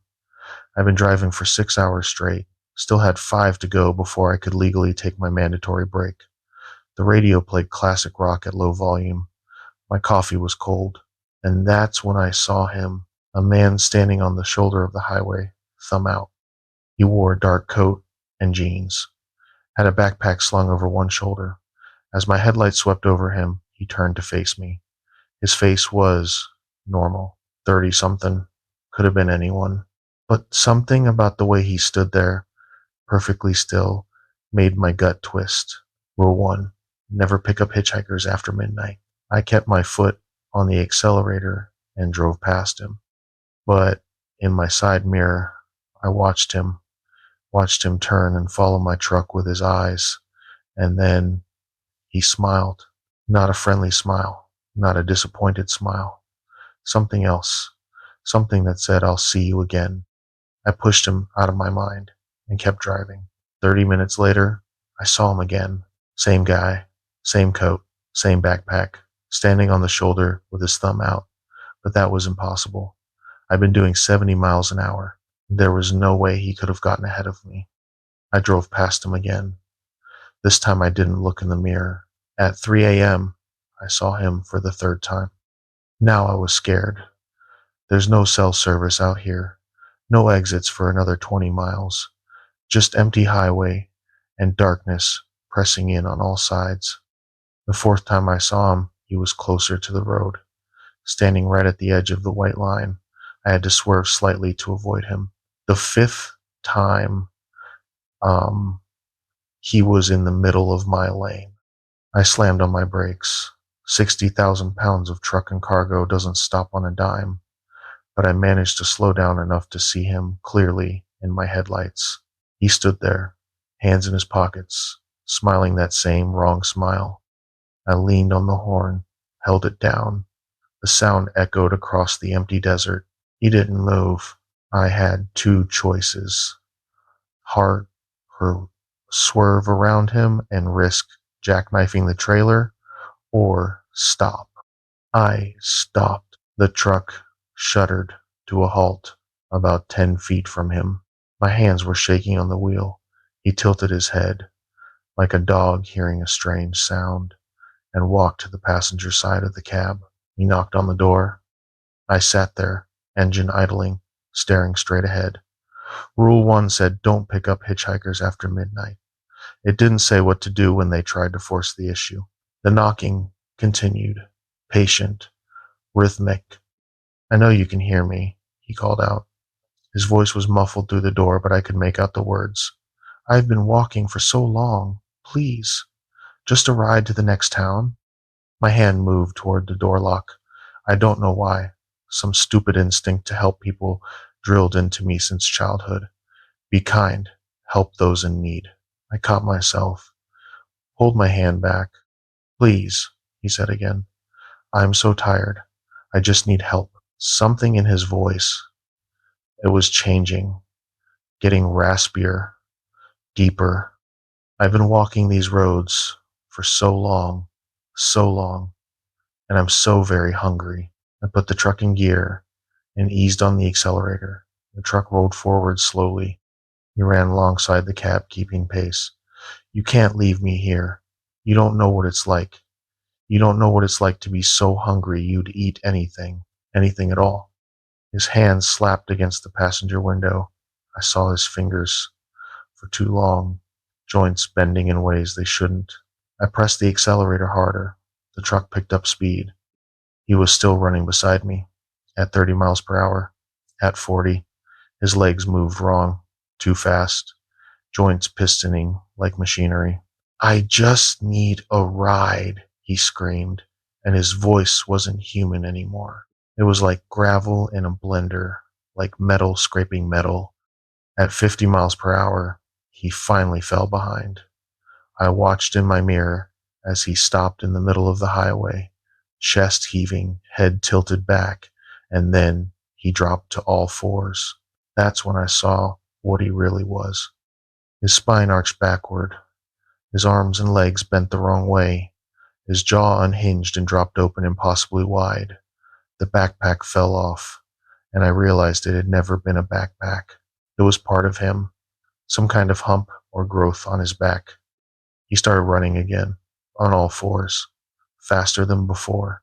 I floored the accelerator. The engine roared. The speedometer climbed past 70, 80, 90. I'd never pushed this rig so hard in my life. He was gaining. In my mirrors, I could see him, this thing that used to look like a man, galloping like some nightmare animal. His face was stretched, skin pulled tight over bones that had changed shape. His eyes reflected my taillights like a coyote's. My CB radio crackled to life. Breaker, breaker, this is Unit 79er requesting assistance. That was my truck number, my voice. I've picked up a hitchhiker and he won't leave. He's in the cab with me. Oh God, he's in the cab. Rule 3. If your CB picks up a conversation between you and someone else, but you're not transmitting, turn it off immediately. I snapped the CB off. My hands were slick with sweat on the wheel. The thing was right behind my trailer now. I could see it in the wide-angle mirrors, running on all fours, neck stretched out, mouth open, in a soundless scream. Then I saw the lights ahead. A rest area. All the lights were on. The parking lot was empty. Every single lamppost glowed bright white in the darkness. Rule 4. Never stop at a rest area where all the lights are on, but no cars are in the lot. But I was out of options. The thing was right on my bumper. If I kept going, it would find a way onto the trailer, into the cab, and then I made a choice. I yanked the wheel hard right, taking the exit ramp at 80 miles per hour. The trailer swung wide. For a horrible moment, I thought the whole rig would tip, but the tires held. I roared into the rest area parking lot and slammed on the brakes. The truck skidded sideways and came to a stop in the middle of the lot. Silence. I sat there, engine running, lights on, breathing hard. The thing had stopped at the exit ramp. It stood there, this twisted, elongated mockery of a human being, just at the edge where the highway met the rest area property. It couldn't come in. Some invisible line kept it back. It paced back and forth, head swiveling, watching my truck. Then it opened its mouth and made a sound I'll never forget. A wail, a screech, a sound of pure frustration and rage. It turned and loped back into the darkness. I didn't move for 3 hours. I sat in that too bright rest area, watching the highway, until the sky started to lighten in the east. When the sun came up, I got out and checked the truck. There were scratches along the passenger side, deep gouges in the metal, and on the door handle, where he'd knocked, there was blood. I called my dispatcher and told him I was taking a personal day. Drove to the nearest truck stop and sat in the diner until my hands stopped shaking. An old-timer, trucker, guy who'd been doing this route longer than I had been alive, sat down across from me, uninvited. You saw one, he said. It wasn't a question. I nodded. Hitchhiker? I nodded again. You didn't pick him up, did you? No, he exhaled. Good, good. You're smarter than most. We lose 2, 3 drivers a year to those things. They pick 'em up thinking they're being kind, and the bodies turn up weeks later, scattered across 50 miles of desert. What are they? He shrugged. Don't know. Been here longer than the highways, probably. Some Shoshone people I talk to call them skinwalkers, but I don't think that's quite right. I think there's something older, something that learned to look like us, but never quite got it perfect. Why do they hitchhike? Because it works, he said simply. We're conditioned to help people, to trust someone who looks human, and by the time you realize what they are, you're locked in a metal box with them going 70 miles an hour. He stood up to leave, then paused. One more thing. You broke Rule 4. Stopped at that rest area. You notice anything weird about it? I thought back. The lights were all on. No other cars. Yeah, those places, they're safe zones. Don't ask me why. Something about the land, maybe, or the way they're built. But those things can't enter. We don't stop there because, well, there's usually a reason all the lights are on and nobody's around. What reason? Someone else broke the rules, he said, and whatever's left of them is still there, in the bathrooms, in the picnic areas, waiting. He walked away. I quit long haul 3 days later, told my company I was done with distance driving. They moved me to local routes, nothing farther than 100 miles from the depot. But sometimes, late at night when I'm driving home from a shift, I see him in my rearview mirror, standing on the shoulder, thumb out, smiling. And I know, I know eventually I'm going to be too tired, too distracted, too human, and I'm going to stop. I work at the Millbrook Public Library in Montana, population 2,300, the kind of town where everybody knows everybody, or at least they think they do. I've been the head librarian for 8 years. It's a quiet job, peaceful. I help kids with homework, organize book clubs for the seniors, process interlibrary loans. The most exciting thing that usually happens is when someone tries to check out a book with $30 in overdue fines. That changed 6 months ago when I found the notebook. It was hidden behind a shelf in the archives room. Old leather-bound thing, no title, no markings. I almost threw it away, but curiosity got the better of me. I opened it. Inside were rules, written in different hands, different inks, spanning what looked like decades. The earliest entry was dated 1943. Millbrook Library Night Protocols. Lock all doors at exactly 8 p.m. Not 8:01, not 7:59. Exactly 8. If someone knocks after closing, check the window before answering. If you don't recognize them, do not open the door. The reading room lights will turn on by themselves at 10 p.m. This is normal. Do not turn them off. If you hear pages turning in the archives when you're alone, leave that section immediately. Never reshelve books in the local history section after dark. Leave them on the cart. If a patron's library card shows a checkout date from before they were born, smile and process it normally. Do not ask questions. The woman who asks for books about disappearances is not looking for books. Tell her we don't have what she's looking for. Below the rules were notes, addendums from previous librarians. Sarah M., 1956. I broke Rule 2. I opened the door for a woman I didn't recognize. She looked lost, cold. She asked to use the phone. When I let her in, she walked straight to the local history section and started reading names from the old census records, out loud. Every name she read, I felt something, like a tug, like someone was pulling at my memories. I made her leave, locked the doors, but now I can't remember my mother's maiden name or where I grew up. She took something from me. James K., 1973. Rule 5 exists for a reason. I reshelved books in local history at midnight. When I opened the cabinet to return the town registers, I saw someone looking back at me from inside. It was me. My own face, but wrong, older, rotting. He whispered, soon. I don't know what it means. I'm scared to find out. Patricia V. 1989. The woman came again, asked for books about the disappearances. I told her we didn't have any. She smiled and said, you will. 3 people vanished that winter. We added their missing person reports to the archives. I should have stopped reading, should have put the notebook back and pretended I never found it. But I'm a librarian. Curiosity is in my nature. That night, I stayed late. I locked the doors at exactly 8 p.m., watching the clock tick over to the hour before turning the deadbolt. Through the window, the main street was empty.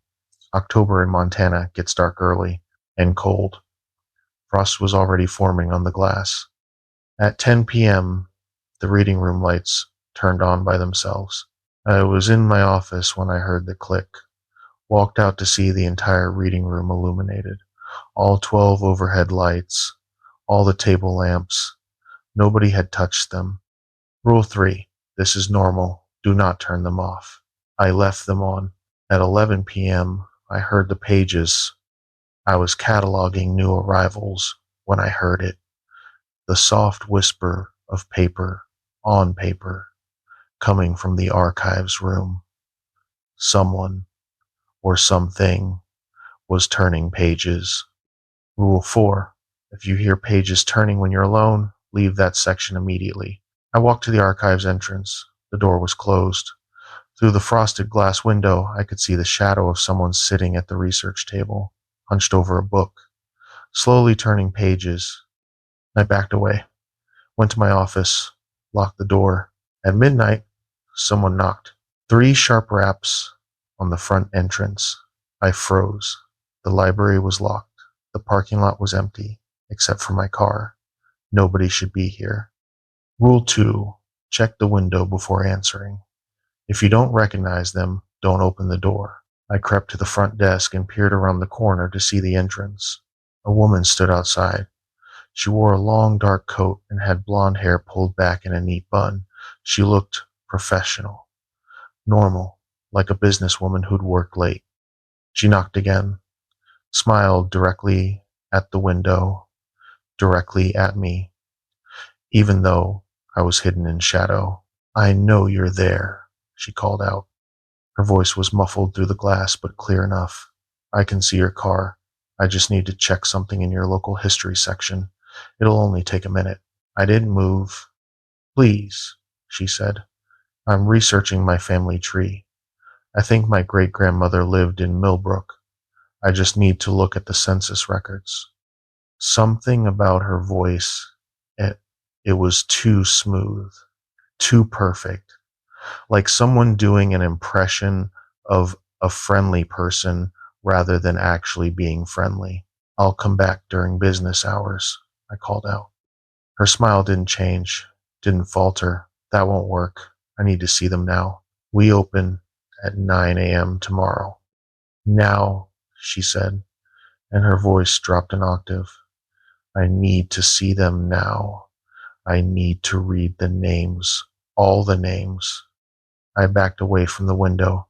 She pressed her hand against the glass. Her palm was too pale, too smooth, like wax. Let me in, she said. Let me in, and I'll show you what you're looking for. I'll show you the truth about this town, about what lives here. Rule 7. The woman who asks for books about disappearances is not looking for books. Tell her we don't have what she's looking for. We don't have what you're looking for, I said loudly. She went completely still. Her hand slowly slid down the glass, leaving no print. No smudge. You found the notebook, she said, which means you know, which means you'll be writing in it soon. She walked away. I watched her cross the parking lot, moving in and out of the streetlight pools. Her shadow stretched wrong. Too many limbs, too many angles. I didn't leave my office for the rest of the night. At 7 a.m., the reading room lights turned off by themselves. The pages in the archives stopped turning, and when I finally worked up the courage to check the archives room, the research table was empty. But there was a book left open, one of the old census ledgers from 1925, and someone had circled a name. Mine, Sarah Chen, but I wasn't born until 1988. I started researching after that, going through the old newspapers in our microfilm collection, reading the town history books, cross-referencing the census data. Millbrook has a problem. Every 20 years or so, people disappear. Not all at once, one or two over the course of a winter. There are always people who live alone, people who won't be missed right away. And there's always a pattern. Someone sees them in the library in the days before they vanish, reading in the local history section, looking at old census records, copying down names. The last disappearances were in 2005, which means we're due. I found more entries in the notebook. Recent ones, Tom R., 2004. She came back, the woman. This time she didn't ask to come in. She just stood outside and read names from a list. Every name she read, I felt that pull again, like she was erasing them, unmaking them. When she finished, she looked at me and said, "Thank you for your service." The next morning, Mrs. Patterson was gone. The woman who runs the post office. Nobody remembers her except me. Her house is still there, but it's empty. It's like she never existed. Linda S., 2005. I'm the only one who remembers anymore. Everyone else, the town has forgotten them. 7 people gone this winter. 7 people erased. The woman doesn't come to the door anymore. She doesn't need to. She just stands in the parking lot and reads. I can hear her voice through the walls, calling names, making them unmade. I don't know how much longer I can do this job. That was the last entry. Linda retired in 2006. She moved to Seattle. I called her last week. I'm sorry, she said, when I explained why I was calling. I don't remember working at any library. You were head librarian for 12 years. No, she said. No, I worked at a bank. I've always worked at a bank. She hung up. The thing is, I checked. There are no records of Linda working at a bank. Her entire employment history shows her at the library, but she doesn't remember. Whatever that woman took from her, it was thorough. Last week, I saw her again. I was closing up, locking the doors at exactly 8 p.m. when I saw her standing in the parking lot. Same dark coat, same blonde hair, but this time I could see her more clearly. Her face was a mask, literally. It moved wrong, like something underneath was puppeting it. She was holding a piece of paper, reading from it. I couldn't hear the words, but I could see her lips moving, and I felt it, that pull, like someone was reaching into my head and pulling out memories. I tried to remember my childhood home, couldn't picture it. Tried to remember my first day of school. Nothing. My memories were being erased in real time. I ran to the local history section, grabbed the newest census records, the ones from 2020, found my name, wrote it down 3 times on 3 different pieces of paper, stuck them in 3 different books. The pulling stopped.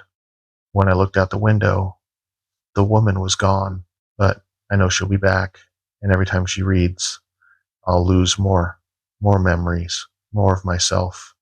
I'm writing this down now because I need someone to know, need someone to understand what's happening before I forget to.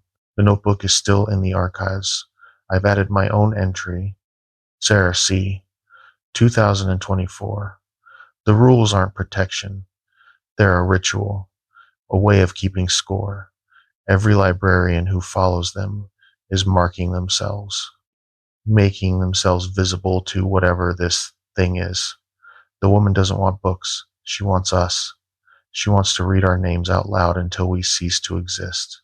I don't know if I'll remember writing this tomorrow. I don't know if I'll remember this job, this town, myself, but if you're reading this, if you found the notebook, for God's sake, Don't stay after hours. Don't follow the rules. I'm a wildlife photographer in Alaska. Been doing it professionally for 12 years, shooting for National Geographic, outdoor life, conservation groups, grizzlies, wolves, caribou, eagles. I spent months alone in the backcountry getting the perfect shot. I thought I'd seen everything these woods had to offer. I was wrong. Last November, I got a commission from a nature magazine.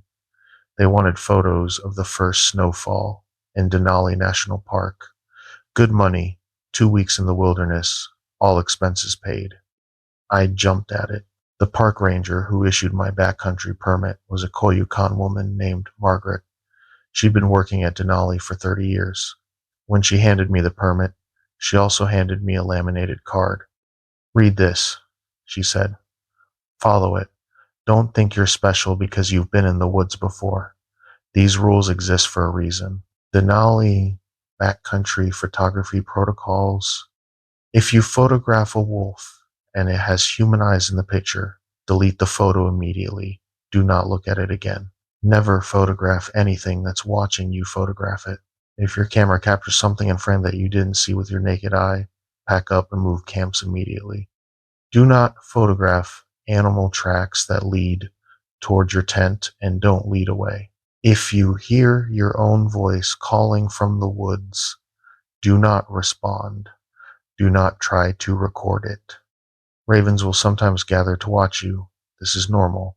If they scatter all at once, leave the area immediately. If you find photographs in your camera that you didn't take, do not try to find the locations shown in them. I had heard stories from other photographers, weird stuff that happened in the deep wilderness. Most of us chalked it up to isolation, playing tricks on the mind, but Margaret's face was deadly serious. "People disappear out here every year," she said. "We find their gear, their cameras, but the last photos on those cameras." She shook her head. "Just follow the rules." The first week was incredible. I got shots of a wolf pack taking down a caribou, a golden eagle hunting snowshoe hares, a grizzly doing last-minute feeding before hibernation. The light was perfect, and that low-angle autumn sun that makes everything glow. I was camped in a valley about 15 miles from the nearest trail, just me, my tent, and enough camera gear to stock a small studio. I'd set up motion-activated cameras on trees around my camp, a habit I picked up years ago. You never know what might wander through at night. On the 8th night, one of the cameras triggered. I checked it the next morning. The timestamp showed 3 a.m. The photo showed a caribou standing at the edge of my camp, maybe 20 feet from my tent. But something was wrong with it. It was standing on its hind legs, perfectly balanced, front legs hanging at its sides like arms, and it was looking directly at the camera. Rule 2: never photograph anything that's watching you photograph it. The motion camera had automatically taken 3 photos in sequence. In the first one, the caribou was at the edge of camp. In the second, it was 10 feet closer. In the third, it was right in front of the camera, close enough that I could see its eyes. Human eyes, brown and aware and wrong in that animal face. Rule 1: if you photograph a wolf and it has human eyes, delete the photo immediately. The rule said wolf, but I figured the same applied to caribou. I deleted all 3 photos, wiped them from the card, but I couldn't wipe them from my memory. That day, I started seeing the caribou. It would appear at the edges of my vision, standing in the tree line, watching me. Every time I turned to look directly at it, it was gone, but I could feel it watching. I moved my camp, packed everything up and hiked 6 miles south to a different valley, set up in a clearing near a frozen stream. The motion cameras triggered again that night. Same caribou, same posture, but this time it was closer to my tent. The first photo showed it standing 50 feet out, the second photo 30 feet. The third photo showed it right outside my tent flap.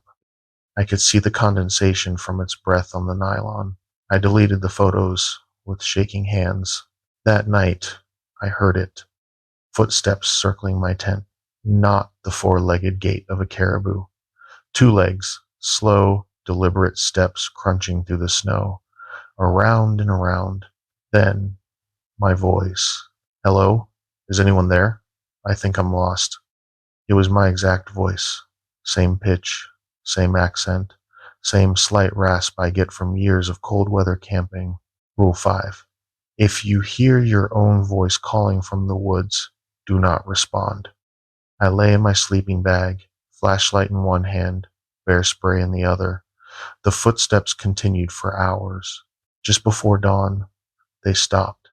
When I unzipped my tent at first light, there were tracks in the snow. They circled my camp 3 times, but they weren't caribou tracks. They were human footprints, barefoot, in negative 20-degree weather, and they led away from my tent toward the tree line before transitioning into caribou tracks. Rule 4. Do not photograph tracks that lead toward your tent and don't lead away. The tracks led both ways, so I photographed them. Documentation, evidence, proof that I wasn't losing my mind. That was a mistake. The next day, I was photographing a frozen waterfall when I saw movement in my peripheral vision. I turned, and there was a man standing on the ridge above me. He wore my clothes, my exact jacket, my exact boots, my exact backpack, and he was taking photographs of me. I could see the camera, could see him framing shots, adjusting settings. His face was obscured by the camera, but I could see his hands, gray and waxy, fingers too long. Rule 2, never photograph anything that's watching you photograph it. But he was photographing me. I ran, dropped my tripod, grabbed my main camera, and ran back toward camp. Behind me, I heard the rapid-fire clicking of a shutter. He was shooting burst mode, dozens of photos. When I got back to my tent, I checked my cameras. They'd all triggered. But the photos they captured, they weren't of me running into camp. They showed me standing at the edge of camp, perfectly still, staring at my own tent. My face was wrong, eyes too far apart, mouth slightly too wide. Rule 3. If your camera captures something you didn't see with your naked eye, move camps immediately. I packed. Didn't bother breaking down the tent properly. Just stuffed everything into my pack and started hiking. I had 12 miles to the nearest ranger station. I could make it by dark if I pushed hard. At mile 4, I found more tracks. Human footprints, my size, following my exact path. But they were ahead of me, leading deeper into the wilderness. Someone wearing my boots had walked this trail before me. That was impossible. I was the only one out here. I kept hiking. The sky was darkening, temperature dropping. I should have stopped to make camp, but the thought of spending another night out here made my skin crawl. At mile 8, I heard the ravens, dozens of them, gathered in the trees around me, all silent, all watching. Then they scattered. Every single one took flight at the exact same moment. Rule 6. If the ravens scatter all at once, leave the area immediately. I was already leaving, but now I ran. The forest behind me erupted with sound, branches breaking, heavy footfalls, something crashing through the underbrush, and it was fast, too fast. I could hear breathing, ragged and wet, getting closer. I dropped my pack, kept only my camera and bear spray, ran harder than I've ever run in my life. The ranger station appeared through the trees, lights on, smoke from the chimney. I sprinted the last 100 yards and pounded on the door. Margaret opened it, took one look at my face and pulled me inside. What happened? I told her everything. The caribou, the footprints, the thing wearing my face. She listened without interrupting. When I finished, she walked to a file cabinet and pulled out a folder. Inside were photographs. Every year, she said quietly, Every year we get one or two photographers who don't follow the rules. We find their cameras, and we find these. She spread the photos on the table. They showed photographers in various camps, sleeping, eating, going about their routines. But in the background of each photo, sometimes barely visible, was another figure, watching, mimicking their movements, getting closer with each shot. The final photo in each series showed the photographer's empty tent, their gear scattered, and tracks leading away into the wilderness. What is it? I asked. We don't know, Margaret said. The Koyukon people call it Yeginoya, the walking shadow. It finds someone alone, studies them, learns them, and then what? Then it replaces them. We've had cases where people come out of the backcountry. They look fine. They act fine. They have all the right memories. But something's wrong. Their families know. Their friends know. We've learned to check their cameras. She pulled out another folder, showed me a photo of a man I recognized, a photographer I'd met at a conference 3 years ago. He came out of Denali 2 years ago, Margaret said. Clean bill of health. But when we developed his camera, this was the last photo. The image showed him standing in his tent, taking a selfie in a mirror, but his reflection was different, subtly wrong, like looking at a copy of a copy. Where is he now? Dead. Killed himself 6 months later. Left a note that said, "It won't let me sleep. Every time I close my eyes, I see myself standing over me, watching, waiting." She pulled my camera from my pack. "Let me check yours." She scrolled through the photos. The waterfall series, the wolf pack, the grizzly. Then she stopped. Her face went pale. "When did you take these?" "Take what?" She turned the camera to show me. The screen displayed a photo I'd never seen before. It showed me sleeping in my tent, taken from inside. The camera angle suggested someone had been standing over me. There were 17 more photos just like it, all taken while I was asleep, all from inside my tent. "I didn't take those," I whispered. "I know," Margaret said, "but your camera did, which means Rule 7. If you find photographs you didn't take, do not try to find the locations shown in them." But I already knew the location. It was my tent, which meant the thing had been inside, standing over me, taking photographs while I slept. I looked at the timestamp last night, 3 a.m., the same time the motion cameras had triggered outside. It had been in two places at once. Margaret deleted the photos, all of them. She pulled the memory card and burned it in the fireplace. "You need to leave Alaska," she said. "Tonight. Don't go back to your hotel. Don't pack your bags. Just go. Get as far from here as you can. It'll follow me, maybe, but distance helps. Most of them are tied to the park, to the wilderness, if you get far enough away." She didn't finish the sentence. I left that night, drove straight to Anchorage, caught the first flight to Seattle, then to Los Angeles. I'm in San Diego now, 3,000 miles from Denali, but I still check my camera every morning, still review every photo I've taken, making sure I'm the only one who took them. And sometimes late at night, I hear footsteps outside my apartment. I look through the peephole and see nothing. But when I check the security camera footage the next morning, there's always the same thing. A figure standing in the hallway, facing my door, perfectly still. It's wearing my clothes, my face, and it's holding a camera. I went hiking in the Smoky Mountains 3 weeks ago. Solo backpacking trip, 5 days, 4 nights. I'd done the same route a dozen times before. I thought I knew those trails better than my own neighborhood. I was wrong about a lot of things.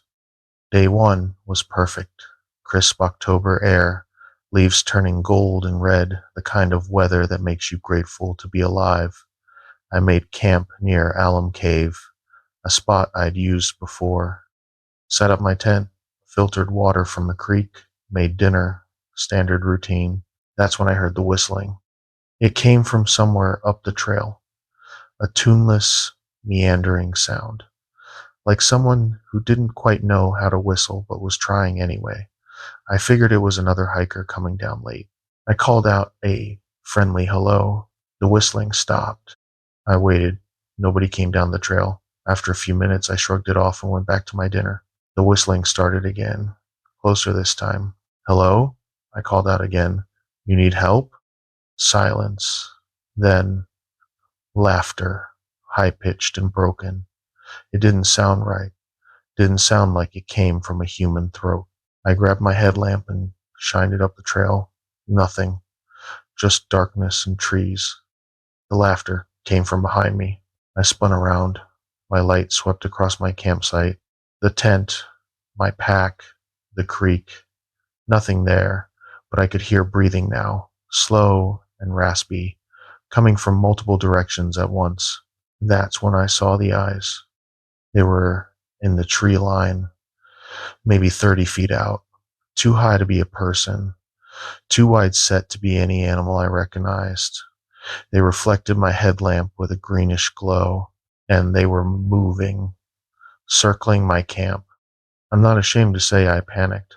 I grabbed my bear spray and pointed it toward the eyes. Get back, get away from me.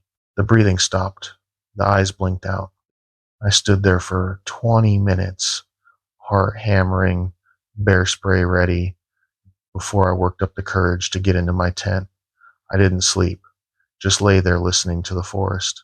Every sound made me flinch. At some point near dawn, I dozed off. I woke to find footprints circling my tent. Human footprints, barefoot, but the toes were too long, and there were only 4 of them on each foot. The prints were deep, like whatever made them was heavy, and they'd come within inches of my tent before retreating back into the woods. I should have packed up right then, should have hiked straight back to the trailhead, but I'm stubborn and stupid. I convinced myself it was a bear or a bobcat, some rational explanation. I kept hiking. Day 2, I covered 8 miles, made camp near a shelter, a 3-sided wooden structure where hikers can sleep. I didn't use the shelter itself. Never liked sleeping in them. Too exposed. But I camped nearby. That's when I found the deer. It was hanging from a tree branch about 10 feet off the ground, strung up by its hind legs, gutted. The organs were laid out on a flat rock beneath it in patterns, deliberate arrangements. No hunter does that. No animal does that. I took photos with my phone, documentation, and then I got the hell away from there. I hiked until dark, off trail, through thick underbrush, before making a cold camp. No fire, no light, just me in my tent, trying not to exist. The whistling found me anyway. It started around midnight, that same tuneless sound, but this time it was right outside my tent. I could hear something walking around the perimeter, footsteps, then scratching. Long, slow scratches against the nylon. I know you're in there. The voice was mine, my exact voice. Same pitch, same rhythm, same slight southern accent I picked up from my dad. I know you're scared, but you don't need to be. I just want to talk.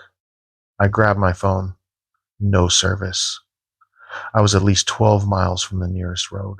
The scratching continued. I saw you taking pictures of my work. That was rude. I worked very hard on that. My voice, but wrong, like someone had recorded me and was playing it back with weird pauses and emphasis. Come out, and I'll show you how I did it. I can teach you. I bit down on my jacket to keep from screaming. The tent walls were thin. I could see a shadow moving outside, human-shaped but too tall, maybe 7 feet, and the proportions were wrong. The scratching stopped. Then my zipper started to open. I watched in horror as the tent zipper slowly pulled down inch by inch. Something was opening my tent from the outside. I didn't think. I grabbed my camp knife, a 4-inch fixed blade, and stabbed through the tent wall. The blade hit something solid. I heard a sound, not quite a scream, not quite an animal noise, and the zipper stopped. Then, laughter. That same high-pitched broken laughter from the first night. The shadow retreated. I could hear it moving through the forest, branches breaking, leaves crunching, getting farther away. I didn't sleep. I sat with my back against my pack, knife in one hand, bear spray in the other, until the sun came up. When I finally emerged from my tent at dawn, there was blood on the outside, dark, almost black, and it smelled wrong, like copper and rotten eggs.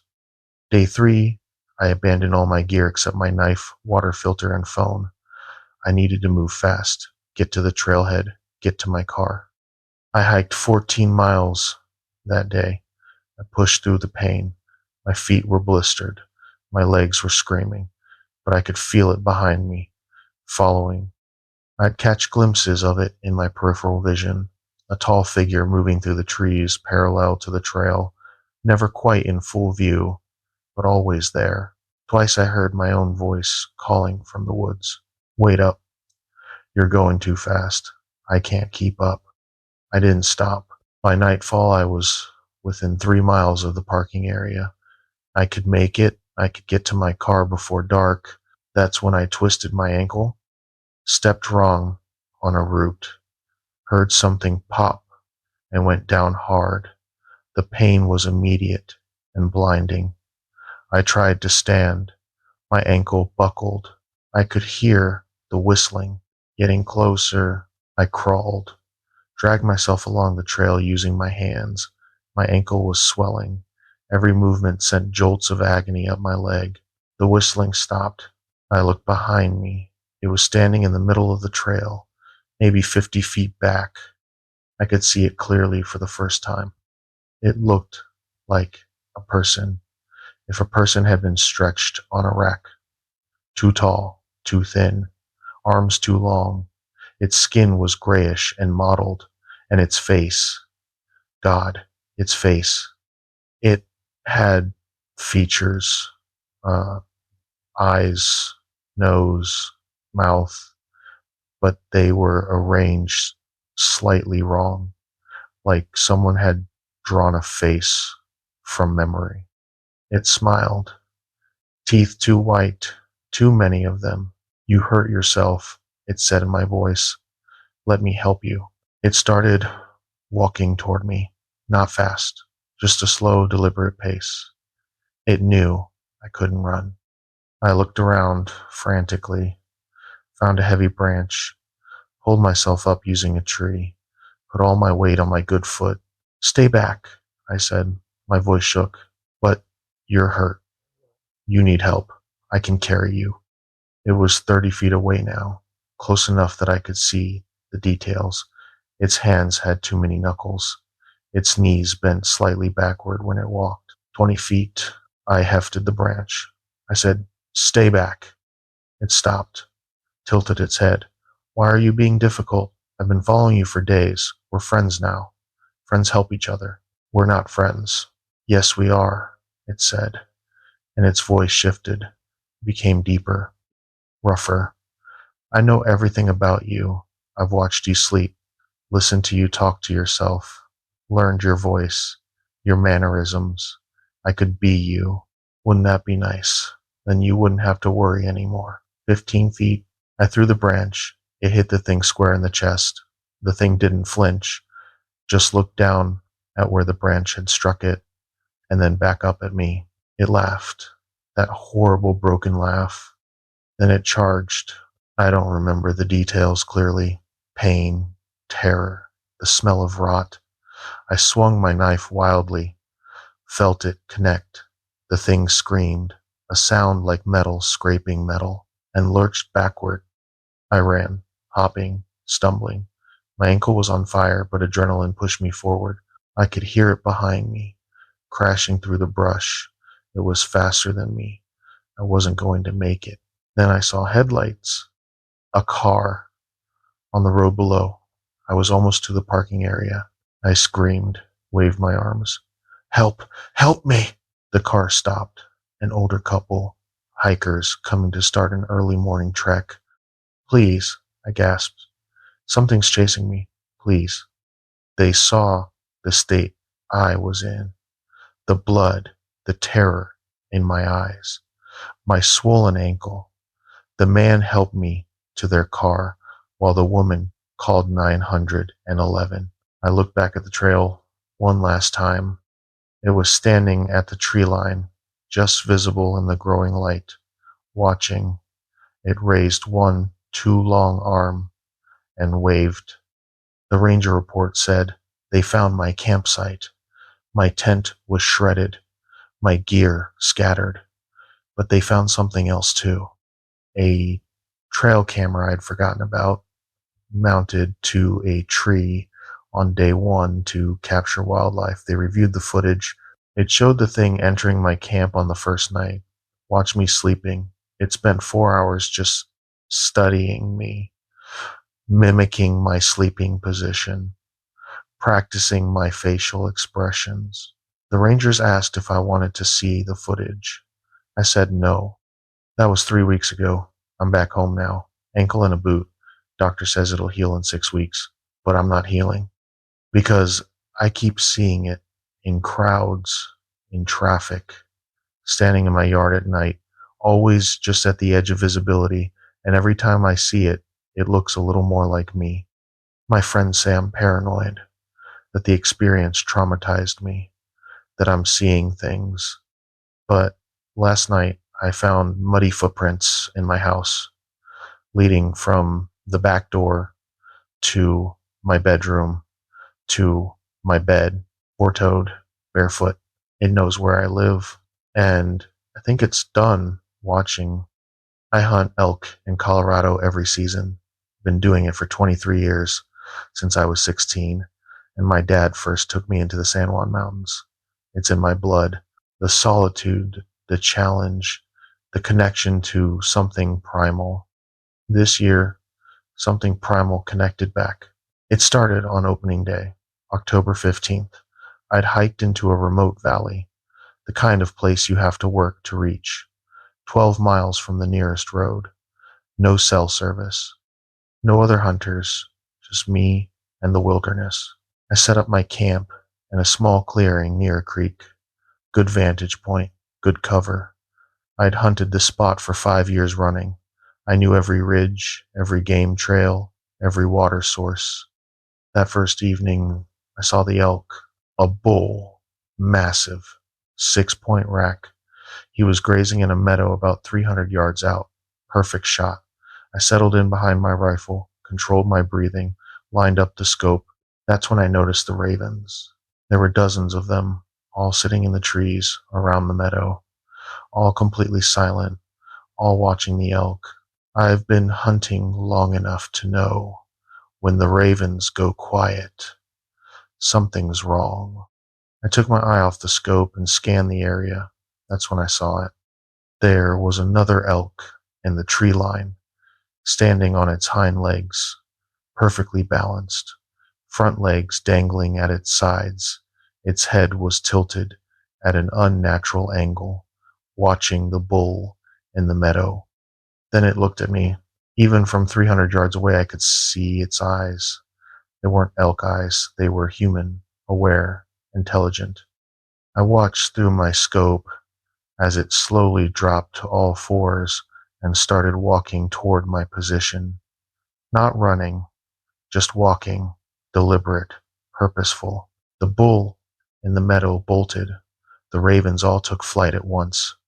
And I did something I'd never done before. I packed my rifle and retreated to my camp. I told myself it was a bear, or I'd seen the light wrong, some trick of the distance and the scope, but my hands were shaking as I started a fire. The sun set, the temperature dropped. I was deep into a bowl of freeze-dried stew when I heard the bugling. Elk bugle during the rut, a high-pitched scream that echoes through the mountains. It's one of the most distinctive sounds in nature. I've heard it hundreds of times. This wasn't that. This was close, too close, and the pitch was wrong. It started as a bugle, then shifted into something else, something that sounded almost like words. I grabbed my flashlight and my rifle. Who's there? The bugling stopped. Then my own voice called back. It's just me. Don't shoot. The hair on my neck stood up. That's not funny. Show yourself. Silence. Then footsteps, circling my camp, crunching through the frost-covered grass. I could track them by sound. They were moving around me clockwise, staying just beyond the light of my fire. I said, show yourself. I chambered around. The footsteps stopped. I heard breathing, heavy, ragged. Then the elk stepped into my firelight. It was the same one from the meadow, standing on two legs, its front hooves. They weren't hooves anymore. They'd split open, revealed something underneath. Fingers, long gray, human-like fingers. Its mouth opened, too wide, and my voice came out. Why did you run? I was coming to say hello. I fired. The shot echoed across the valley. The elk, the thing, lurched to the side. Dark blood spattered the snow, but it didn't go down. It looked at the wound in its shoulder, then back at me. That was rude, it said in my voice. I'm trying to be friendly, and you shoot me? I fired again, hit it in the chest. It staggered backward, but it was still standing, still looking at me with those human eyes. Fine, it said. Fine, if that's how you want to play. It dropped to all fours and ran, faster than any elk should move. It disappeared into the darkness. I didn't sleep that night. I kept the fire going, kept my rifle ready. At first light, I packed up and started hiking out. I'd barely gone a mile when I found the first marker. It was a cairn, a stack of rocks arranged in a deliberate pile. I'd seen cairns on trails before. Hikers used them as waypoints. But this wasn't on any trail, and the rocks were arranged in a pattern I recognized. It was the exact pattern I'd used earlier that morning to arrange my cooking gear. Someone, or something, had watched me at my camp and recreated my actions. I kicked the cairn over and kept walking. An hour later, I found another one. Same pattern, different location. Then another. They were marking my path, showing me that it knew which way I was going. By noon, I was off trail, bushwhacking through thick forest, trying to throw off whatever was following me. My GPS showed I was 8 miles from my truck. That's when I heard the whistling. Not a tune, just a single note, held long and steady, coming from somewhere behind me. I turned and saw it standing on a rock, outcropping about 100 yards back. Still in elk form, but parts of it were wrong now. The fur was patchy, falling off in clumps. Underneath was grayish skin, and its neck was too long, too flexible. It saw me looking and waved, used its malformed hand-hoof things to wave at me. Then it started walking in my direction. I ran. For 3 hours, I crashed through the forest, over deadfall, through streams, up ridges. I used every trick I knew. Doubled back, walked in the water to hide my scent, climbed rock faces. It stayed with me. I'd lose sight of it. I think I'd gotten away. Then I'd hear that whistling or see it standing on a distant ridge, watching. By late afternoon, I was exhausted. My lungs burned. My legs were cramping. I couldn't keep running. I found a dense thicket of scrub oak and crawled inside. Made myself as small as possible. Tried to control my breathing. The forest went silent. I waited. Minutes felt like hours. Maybe it had lost my trail. Maybe I know you're hiding. My voice, right outside the thicket. I can smell you. You're bleeding. Did you hurt yourself running? I looked down. My hands were cut from the underbrush. Blood dripped onto the leaves. Come out. Come out and we can talk. I just want to understand you.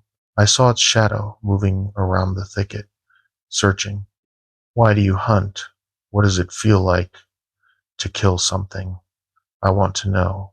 I want to learn. It was studying me, learning from me, like I was some kind of fascinating specimen. I've been practicing your walk, your voice. I think I'm getting better. Soon I'll be perfect. That's when I made my decision. I couldn't outrun it. I couldn't hide from it, but I could fight. I'd hunted dangerous game before, bear, mountain lion. I knew how to track, how to set up an ambush. I crawled out of the thicket quietly, circled around, found a position on higher ground with good cover and clear sight lines. I waited. The thing was still circling the thicket, talking to itself in my voice, practicing my speech patterns. I lined up my shot, center mass, controlled my breathing, fired. The thing spun around, looked right at me. Blood spread across its chest, but it smiled. There you are, it charged. Covered the distance between us faster than should be possible. I fired again, emptied my magazine into it. It kept coming. At 10 feet, I dropped the rifle and pulled my hunting knife, 7-inch blade, sharp enough to feel dress an elk. It crashed into me. We went down hard. I felt ribs crack, smelled its breath, rotten meat and sulfur. Its hands, those horrible finger hooves, wrapped around my throat. I stabbed it in the neck, twisted the blade. Black blood poured out. It screamed, not in my voice, its real voice, a sound like ice cracking mixed with a hawk's shriek. It released me and stumbled backward, clawed at the knife in its neck. I ran again, made it 3 miles before I collapsed. My ribs were broken. I was coughing blood, but I could see lights, a road, civilization.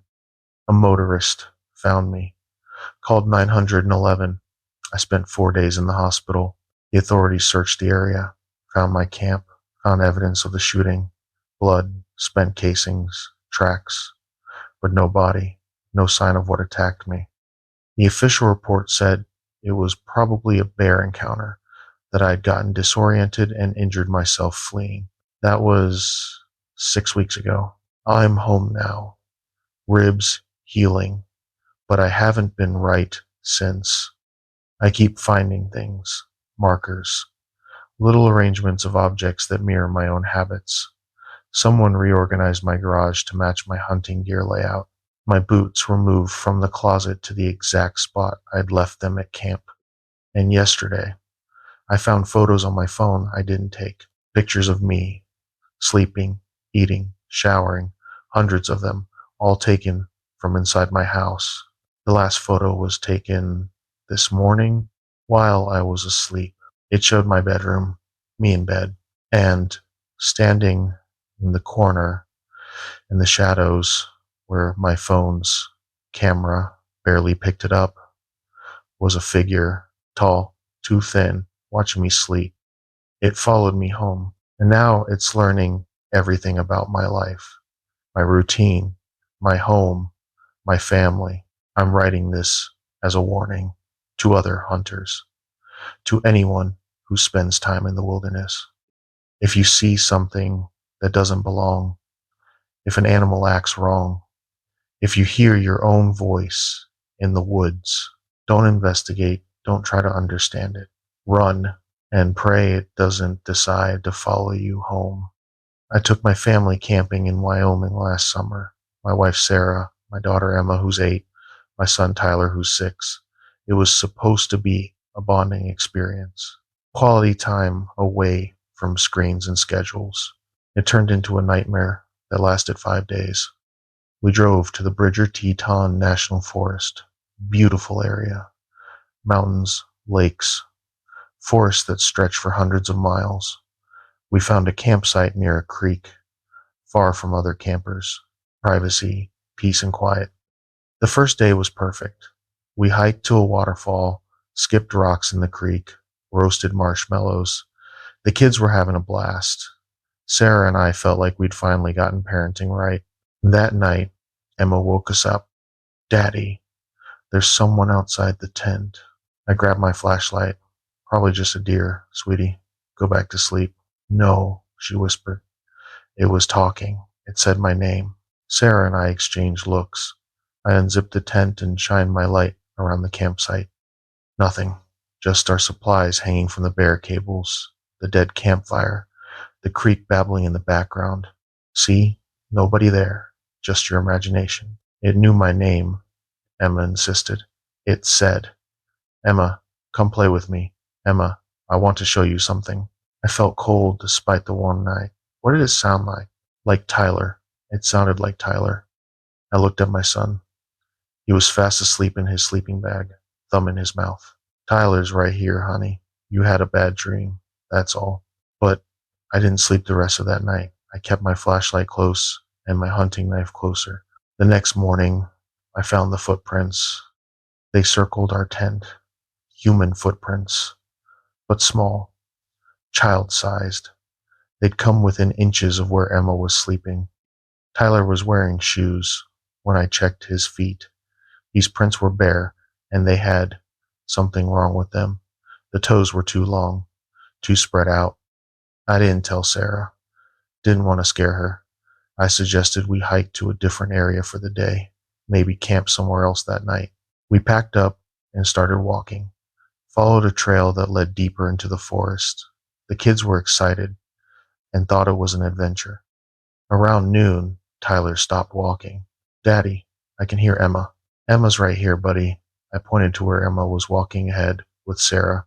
No, I hear another Emma. She's calling my name. And then I heard it too, faint, coming from off the trail. Tyler, come here. I found something cool. It was Emma's voice. Exactly. The same slight lisp from her missing front tooth. The same inflection she used when she was excited. But Emma was 50 feet ahead of us. Her mouth wasn't moving. Sarah, I called out. Stop. Everyone stop walking. The voice came again, louder now. Tyler, please, I need help. I'm stuck. Tyler started walking toward it. Emma needs help.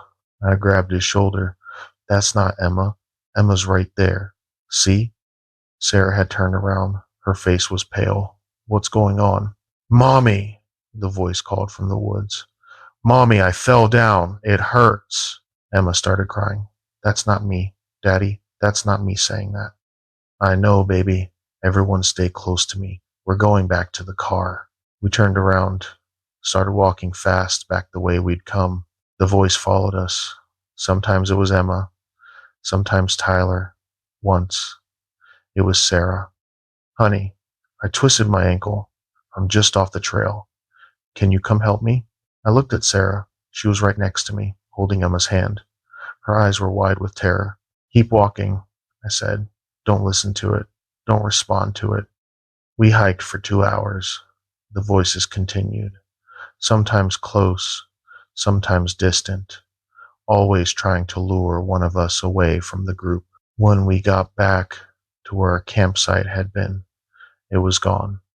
The tent was still there, but everything else, our supplies, our cooler, our bear bags, they'd been moved, scattered around in a wide circle. And in the center of the circle, arranged with our gear, was a pattern. It took me a moment to recognize it. It was the same layout as our house, our kitchen, living room, bedrooms, recreated with camping equipment. What the hell is this? Sarah whispered. We need to leave. Now. We're hiking straight to the car. But the car was 10 miles away, and it was already late afternoon. We started walking. The kids were scared and tired. Tyler kept asking to stop. Emma wouldn't let go of Sarah's hand. An hour into the hike, we heard footsteps behind us. I turned. There was a man on the trail, maybe 60 feet back. He wore hiking clothes, looked normal, but he was walking wrong. His gait was off, stilted. "Hey," he called out. His voice was friendly, too friendly. "You folks look lost. I'm a ranger. I can help guide you back." "We're fine," I called back. "We know where we're going." "Are you sure? This area can be confusing, easy to get turned around." We kept walking. He kept following, maintaining the same distance. "Your daughter looks tired," he said. "I can carry her if you want. Give her a break." "No thanks." "Come on. I'm just trying to help."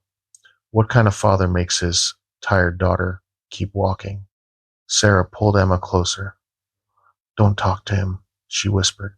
The man's voice changed, became deeper, rougher. I wasn't asking permission. He started running toward us. "Go!" I pushed Sarah and the kids ahead. "Run." We ran. Tyler stumbled, and I scooped him up without breaking stride. Behind us, I could hear the man at the thing gaining. Its footsteps were too heavy, too fast. Sarah spotted it first. "There! An old cabin." It was 50 yards off the trail. Looked abandoned, but it had walls and a door. We sprinted for it, burst through the door. I slammed it shut and threw the deadbolt. The thing hit the door a second later. The whole cabin shook. It pounded on the wood, but the door held. "Mommy, I'm scared," Emma sobbed. "I know, baby. I know. We're safe in here." The pounding stopped. Then we heard it moving around the cabin, testing the windows, the walls. "Let me in," it said. It was using my voice now. Perfect mimicry. "Sarah, kids, it's me. Open the door. I'm hurt. Please." "Don't listen," I said. "That's not me. I'm right here." "Daddy's hurt," the thing said. "He needs help. If you don't open the door, he's going to die." Emma started reaching for the door. Sarah grabbed her. "That's not Daddy. Daddy's right here." The thing circled the cabin for hours, trying different voices, different tactics. It sounded like Emma crying, like Tyler screaming, like Sarah begging for help. We huddled in the corner, holding each other, trying to block out the sounds. Around midnight, it stopped. The cabin went silent. I waited 10 minutes before checking the window. It was standing in the clearing, maybe 30 feet from the cabin, but it wasn't pretending anymore. It was tall, 7 feet at least, thin to the point of emaciation. Its skin was gray and mottled. Its arms hung down past its knees, and its face was wrong, like a mask that didn't quite fit. It was holding something, a stuffed animal, Tyler's stuffed bear that he'd brought from home. It waved the bear at us, then, in Tyler's voice, "Daddy, I forgot Mr. Bear. Can you bring him to me?" Tyler whimpered next to me. "That's my bear. How did it get my bear?" "It went through our stuff," I said. "It's trying to trick you. That's not really Mr. Bear." But Tyler was 6. He didn't understand. He started crying. "I want Mr. Bear." The thing smiled. "Too many teeth. Come get him, Tyler. Come outside and I'll give him back." We stayed in that cabin for 2 days. We had no food, no water except what we could collect from a leak in the roof. The kids cried. Sarah prayed. I kept watch at the windows. The thing never left. Sometimes it would disappear into the trees, but it always came back. Sometimes it looked like a man, sometimes its true form. Sometimes it looked like me. That was the worst. Seeing myself standing outside, watching my own face smile, that wrong smile. On the 3rd day, we heard an engine, a helicopter, search and rescue. Sarah had left our trip plan with her sister, and when we didn't check in, she'd called the authorities. I ran outside, waving my arms. Here, we're here. The thing was gone, vanished the moment it heard the helicopter. The airlifted us out, gave us water and blankets and medical checks, asked us what happened. I told them we got lost, had to shelter in the cabin. I didn't mention the thing, didn't mention the voices. They already looked at us like we were incompetent city people who got in over their heads. Sarah hasn't spoken about what happened, refuses to talk about it. The kids have nightmares. Tyler won't sleep without every light in the house on. Emma wakes up screaming that something's calling her name. And last week, I found muddy footprints on our front porch, child-sized, barefoot, 4 toes. They led from the woods behind our house to our front door, and then back again. I check the locks every night now, all of them, windows, doors, everything, because I think it followed us home, and I think it's waiting for one of us to go outside alone. I'm a forest ranger in New Mexico, Carson National Forest. Been doing this job for 11 years. I thought I'd seen everything these woods had to offer. I was wrong. It started with a missing person report. Hiker, 26-year-old male, last seen 3 days ago on the Rio Grande Trail. I volunteered for the search team. We found his campsite on day 2, tent torn open, gear scattered, and blood. A lot of blood, but no body. The weird part? His boots were still in the tent, laced up like he'd taken them off to sleep, and then left barefoot. In October, when nighttime temperatures dropped below freezing, my partner Jake and I started tracking. Found barefoot prints leading away from camp, but the prints were wrong. The stride was too long, the depth inconsistent, like whatever made them was sometimes heavy, sometimes light. We followed them for 3 miles before Jake stopped walking. This doesn't make sense, he said. These prints, they go from barefoot, human, to something else. Look. He was right. The prints had changed, started showing claw marks. The toes elongated, the heel disappeared. Animal dragged him, I suggested, but I didn't believe it. The transition was too gradual, too deliberate. We followed the tracks to a clearing, found the hiker's clothes, shirt, pants, underwear, all torn off and discarded, and in the center of the clearing, arranged in a circle, were bones.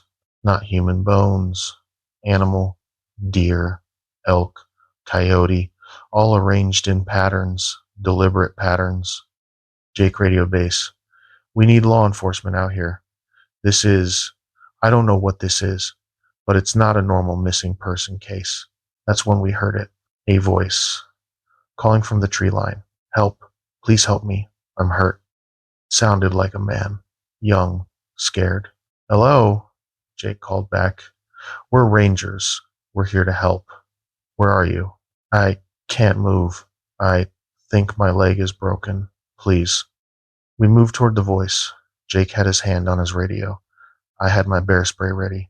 The voice kept calling, leading us deeper into the trees, and then it changed locations, started coming from behind us. Please, it hurts so much. Why won't you help me? Jake spun around. What the hell? He was in front of us. I don't think that's a person, I said quietly. The voice came again, closer now, and I recognized it. It was Jake's voice. Help me, please. I'm hurt. Jake went pale. That's me. That's my voice. We need to leave. Now. We started walking back toward the clearing. The voice followed us. Where are you going? Don't leave me here. I'm scared. Please don't leave me. It was using Jake's voice. His exact speech patterns. The slight Oklahoma accent. Everything. Jake grabbed his radio. Base. This is Ranger 7-3. We have a situation. We need immediate extraction. Static. Then a voice came through the radio. This is Base.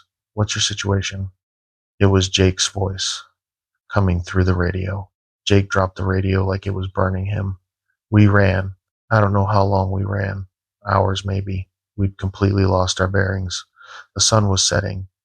We were deep in the forest with no GPS, no working radio, and something hunting us. We made a cold camp, no fire, no light, just us sitting back to back in the darkness. What is that thing? Jake whispered. I don't know, but it's learning. It studied you, learned your voice. How do we get out of here? Wait for dawn, head west. We'll hit the main trail eventually. We sat in silence for what felt like hours. Then we heard footsteps circling our position, crunching through the underbrush, getting closer. Jake, the voice called. It was my voice now. Jake, where are you? I lost sight of you. Jake's hand found mine in the dark, squeezed. We didn't speak. Jake, I'm scared. I need help. Please answer me. The footsteps got closer. I could smell something. Rotten. Like a dead animal that had been sitting in the sun. I know you're here. I can smell you. Both of you. The voice shifted, became deeper, lost all human quality. You can't hide from me. I've been here longer than your trails, longer than your forests. I was here before you had words for what I am. Something brushed against my shoulder in the dark. I bit down on my jacket to keep from screaming. Then, dawn. The first gray light filtered through the trees. The presence retreated. The footsteps faded. By the time the sun was fully up, we were alone. We found a trail marker around noon, started following it west. Neither of us spoke about what happened. What could we say? That's when Jake collapsed. He just went down, face first, into the dirt. I rolled him over. His eyes were open but unfocused. Jake? Jake! Talk to me! He blinked slowly, tired, so tired. I checked his pulse. Faint, rapid. I looked at his neck and saw the mark. A handprint bruised into his skin. The fingers were too long, too many knuckles. Something had touched him in the dark. I tried to get him up, tried to carry him, but he was dead weight. 6'2", 200 pounds. I couldn't do it alone. I need to go get help, I said. I'll mark the trail. I'll come back with a team. Jake grabbed my arm. His grip was weak. Don't leave me, please. I don't have a choice. You need medical attention. I can't carry you. I made him as comfortable as possible, left him my jacket, marked the trail with my knife every 50 feet. I hiked for 4 hours before I found a ranger station. Explained the situation. They sent a helicopter. But when we got back to where I had left Jake, he was gone. The jacket was there. The trail markers were there. But Jake had vanished. We searched for 3 days. Found nothing. Not a trace. It was like he'd been erased from existence. The official report said he'd wandered off in a confused state. Possible hypothermia. They declared him missing, presumed dead. But I know what happened, because on the last day of the search, I found something. Jake's uniform shirt, torn and bloody, and next to it, footprints, barefoot, Jake's size, leading away into the forest. But the stride was too long, the depth inconsistent. It had taken him, and it was changing him. I quit the Forest Service 2 weeks later. Couldn't do it anymore. Couldn't go into those woods knowing what was out there. But the thing is, I kept seeing Jake, not in person, in crowds, in my peripheral vision, standing at the tree line behind my apartment. He looks wrong. Thinner, paler. His movements are stiff. And last night, I heard knocking on my door. I looked through the peephole. It was Jake, standing in the hallway, smiling. Hey, buddy, he said. Can I come in? I've been looking for you. I want to show you something. I didn't open the door, but this morning I found muddy footprints in my apartment leading from the window, which I always keep locked, to my bedroom. It got inside, and I think I think it's my turn. I'm a geologist. I study cave formations in remote areas, specifically in Utah's canyon country. It's solitary work, dangerous sometimes, but I've always loved it. The silence, the darkness, the feeling of being the first person to see something that's been hidden for millions of years. That changed 2 months ago. I was surveying a new cave system in the San Rafael Swell, unmapped, unexplored. I'd gotten the coordinates from a Ute elder who told me his people avoided the area, said there were bad spirits in the caves. I should have listened. The cave entrance was narrow. I had to squeeze through, but it opened into a massive chamber. My headlamp couldn't find the ceiling. The walls were covered in formations, stalactites, flowstone, things I'd never seen before, and pictographs, ancient ones, Ute, probably. They showed figures, humanoid, but wrong, too tall, too thin, and they were always shown hunting, chasing other figures that were clearly human. I photographed everything, took samples, made notes, professional habit. That's when I found the tunnel. It led deeper into the system, sloped downward at a steep angle. My instruments showed it went down at least 300 feet, maybe more. I should have stopped there, come back with a team, but I was excited. This could be a significant find. I descended. The tunnel was tight. I had to crawl in some sections. The air got colder the deeper I went, and I started to smell something. Not the usual cave smell, bat guano and mineral deposits. This was different, organic, rotten. The tunnel opened into another chamber, smaller than the first, and occupied. There were bones, hundreds of them, maybe thousands, arranged in piles, sorted by type. Femurs in one pile, skulls in another, ribs, vertebrae, all cleaned, all old. Not all of them were animal bones. I recognized human skulls, at least a dozen, various ages. Some looked ancient, others newer. I took photos with shaking hands. This was an archaeological site, a burial chamber maybe, or that's when I heard the breathing. It came from deeper in the chamber, slow, raspy, like something sleeping. I froze, turned off my headlamp, stood in complete darkness. The breathing continued. Then, movement, something shifting in the dark, bones clicking against stone. I turned my headlamp back on. There was something in the corner of the chamber, pale, elongated. It was crouched over one of the bone piles, doing something with its hands, arranging them. It turned to look at me. The face. God, the face. It was almost human, but the proportions were wrong. Eyes too large, mouth too wide, skin stretched tight over bones that were the wrong shape. We stared at each other for what felt like an eternity. Then it smiled. I ran, scrambled back up the tunnel faster than I descended. Behind me, I could hear it following. Its movements were wrong, scraping, clicking, like it was using both hands and feet to climb. I burst out of the cave entrance. Daylight blinded me.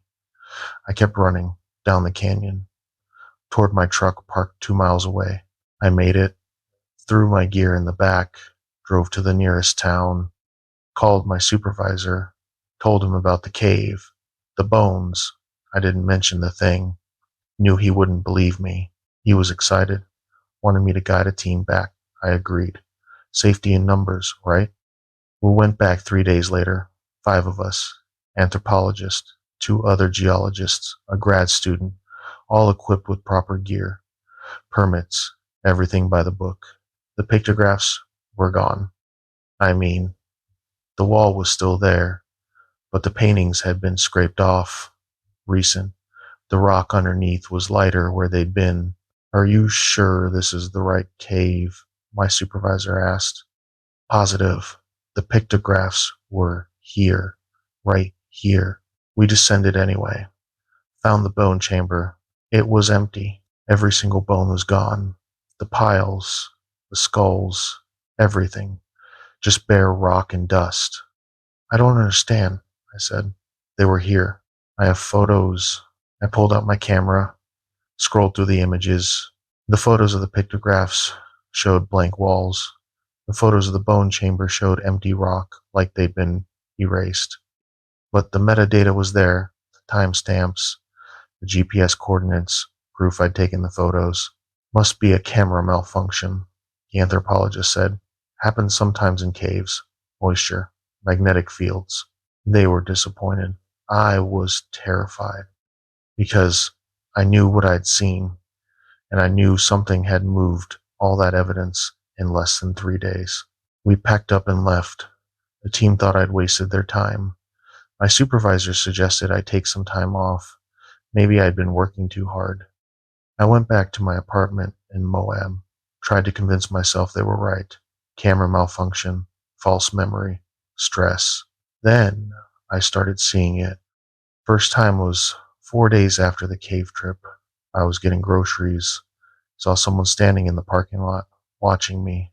Tall, thin, wearing a hoodie pulled low, but I could see the face underneath, that wrong face. Too wide smile. I blinked. It was gone. Saw it again the next day, standing across the street from my apartment. Same hoodie, same smile. This time, it waved. I called the police, filed a report about someone stalking me. They took notes, said they'd patrol the area. The sightings continued. Every day, sometimes multiple times, always at a distance, always watching. I started losing sleep, started seeing it even when it wasn't there. Every tall person in a hoodie made me panic. And it got into my apartment. I came home from work to find my rock samples rearranged.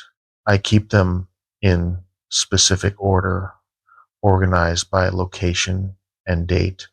Someone had reorganized them, put them in different patterns. The patterns matched the bone piles from the cave. I checked the locks, the windows. Everything was secure. No sign of forced entry, but my samples had been moved. I set up cameras, motion activated, pointed at every entrance, reviewed the footage the next morning. Nothing. No one entered. But at 3 a.m., the samples moved by themselves, sliding across my desk, rearranging into new patterns. No, not by themselves. I went frame by frame through the footage, and in one frame, just one, there was a shadow in the corner of the room, tall, elongated, there for a fraction of a second, then gone. I moved out that day, got a hotel room, didn't tell anyone where I was staying. That night, I heard scratching on the window, fourth floor, no balcony, nothing outside but a sheer drop. I opened the curtain. It was hanging from the ledge above my window, upside down, face pressed against the glass, smiling.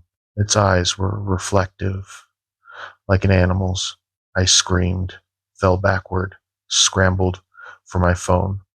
When I looked again, it was gone. I checked out immediately, drove to Colorado, put 300 miles between me and Moab. That was a week ago. I'm staying with my brother now. Haven't told him what happened. He thinks I'm having a mental breakdown. Maybe I am. But this morning, I found something in my car, a rock from the cave. I remember this specific specimen. I'd cataloged it, left it in my apartment when I fled. It was sitting on my driver's seat with a note. The note was written in something dark, maybe charcoal, maybe dried blood. It said, "You took from my home, I take from yours." And underneath, a crude drawing of my brother's house, where I'm staying right now. It knows where I am, and I think it's going to keep following me until it gets what it wants. I just don't know what that is. I survived a bachelor party in the New Mexico wilderness. 7 of us went in, one of us came out. I'm writing this from a hospital bed. Police guard outside my door.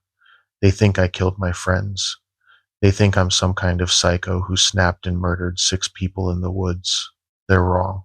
But I don't blame them for not believing me. Because what really happened, or what I saw, it sounds insane, even to me. We rented a cabin near the Carson National Forest. My buddy Jake was getting married. We wanted one last guy's weekend. Drinking, poker, hiking, standard bachelor party stuff. The cabin was remote, 20 miles from the nearest town. No cell service, no neighbors, just us and the wilderness. Perfect. We arrived Friday afternoon, unpacked, started drinking. By evening, we were all pretty buzzed. Jake was telling stories about his fiancée. Everyone was laughing. It was a good time. Around midnight, we heard scratching on the walls. Probably a raccoon, someone said. We ignored it. The scratching continued, got louder, more aggressive, like something was trying to claw through the wood. My friend, Derek, who was drunk and stupid, he grabbed a flashlight and went outside to check. We heard him yell. Then, silence. Derek? Jake called from the doorway. Dude, stop messing around. No answer. 3 of us went outside, found Derek's flashlight on the ground, still on, but no Derek. Derek, we shouted. Where are you? We heard laughter coming from the woods. Derek's laugh, but wrong. Too high-pitched, too long. He's pranking us, someone said, but nobody sounded convinced. We went back inside, locked the doors, tried to convince ourselves Derek would come back when he got cold. At 2 a.m., we heard knocking. Guys, please let me in. It's freezing out here. Derek's voice coming from the front door. Jake went to open it. I grabbed his arm. Wait, something's wrong. What? It's Derek. He's been outside for 2 hours. Then why didn't he knock before now? Jake hesitated, called out through the door. Derek, what's the name of Jake's fiancée? Silence. Then, come on, man. Just let me in. I'm freezing. Answer the question. I can't remember. My brain's foggy. Just open the door. Jake backed away from the door. Derek knows her name. He was at the proposal. The knocking got louder, more violent. The door shook in its frame. Let me in. Let me in right now. The voice was changing, becoming deeper, inhuman. Then, it stopped. Complete silence. We stood there, 6 of us, staring at the door. Nobody spoke. At 3 a.m., the power went out. The cabin went pitch black. We fumbled for our phones, used them as flashlights. Generator must have died, someone said. I'll go check. Nobody goes outside, I said. We stay together until sunrise. We huddled in the living room, waited. That's when we heard the footsteps on the roof, heavy, deliberate, walking back and forth. Then, a crash. Something came down the chimney. It landed in the fireplace. Stood up slowly. We shined our phone lights at it. It was Derek, or what was left of him. His body was there, but wrong, twisted. His arms were too long, his neck bent at an impossible angle, and his face was a mask, literally. His skin had been peeled off and stretched over something else. His mouth opened, too wide, and he spoke in a voice that wasn't his. Surprise, it said. Then it lunged. It grabbed the guy closest to it, my friend Rob, and dragged him into the fireplace, up the chimney. Rob was screaming, kicking. We tried to grab him, but it was too fast. His screams cut off suddenly. We heard tearing sounds, wet sounds. Then blood started pouring down the chimney. Thick, dark, so much blood. Run! Someone yelled. We scattered. I ran upstairs with Jake and 2 others, Matt and Connor. We barricaded ourselves in a bedroom. Downstairs, we could hear the last guy, Tommy, screaming, begging, then silence. What the fuck is that thing? Matt was crying. What the fuck is happening? I don't know, I said, but we need to get out of here. The bedroom had a window, second floor, maybe a 15-foot drop, survivable. We opened the window. Jake went first, dropped, hit the ground hard, but got up, ran toward the tree line. He made it maybe 20 yards. Then something fast came out of the darkness, tackled him. We heard him scream, heard crunching sounds, breaking bones. Oh God, oh God. Connor was hyperventilating. We can't go out there, Matt said. We're trapped. The bedroom door started to rattle. Something was testing the barricade. Little pigs, little pigs, Eric's voice, but playful now, amused. Let me come in. The door exploded inward. The dresser we'd pushed against it flew across the room. The Derek thing stood in the doorway, but it had changed. It was taller now, 7 feet. Its skin was sloughing off in chunks, revealing something gray and mottled underneath. And it was wearing parts of the others. Rob's shirt, Tommy's jacket, Jake's watch. You killed them, I whispered. No, it said. I'm becoming them. Look. Its face rippled, changed, became Rob's face, then Tommy's, then Jake's, cycling through them. I take their skins, their memories, their voices. Soon, I'll take yours too. Matt grabbed a lamp, threw it. It hit the thing in the chest, shattered. It laughed. Connor ran, tried to get past it through the door. The thing grabbed him by the throat, lifted him off the ground. You're too eager, it said. I like the ones who run. Makes it more fun. It bit into Connor's neck, tore out his throat. Blood sprayed everywhere. Connor's body convulsed, then went limp. The thing dropped him, looked at me and Matt. 2 left, it said. Who's next? Matt. Brave, stupid Matt. He charged, grabbed a piece of the broken dresser, swung it like a bat, hit the thing in the head, hard. It stumbled, fell to one knee. Go, Matt yelled. Go, go, go. I ran, jumped through the window, hit the ground, rolled. Something in my ankle snapped, but I didn't care. I ran into the woods behind me. I heard Matt screaming, heard the thing laughing, then silence. I ran for hours, through the darkness, through the trees. My ankle was broken. Every step was agony, but I didn't stop. At dawn, I found a road, flagged down a car. They called the police. The police went to the cabin, found the bodies, what was left of them. Derek, Rob, Tommy, Jake, Connor, Matt, all dead, all violated. Their skins were missing, peeled off, and taken. The police found my DNA at the scene, my fingerprints. I'd been there. I'd survived. They arrested me, charged me with 6 counts of murder.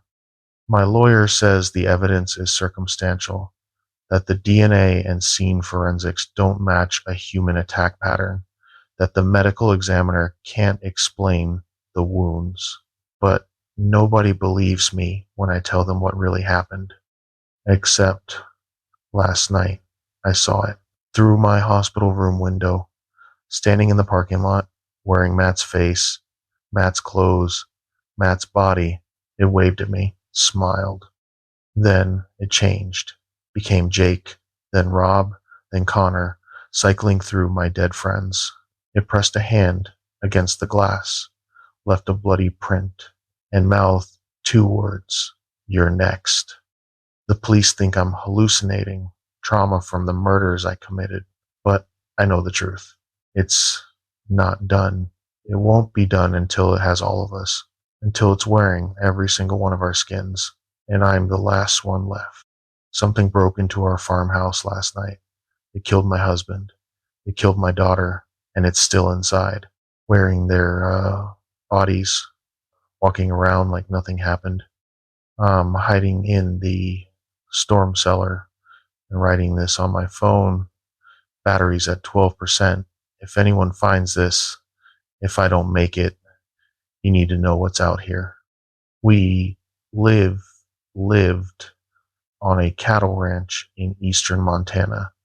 Nearest neighbor is 8 miles away. Sheriff's department is 45 minutes out. We're isolated, self-sufficient. That isolation was supposed to keep us safe. Last night, around 10 p.m., something knocked on our door. My husband Bill went to answer it. I was putting our daughter Sarah to bed. She's 9. I heard Bill open the door, heard him say, "Can I help you?"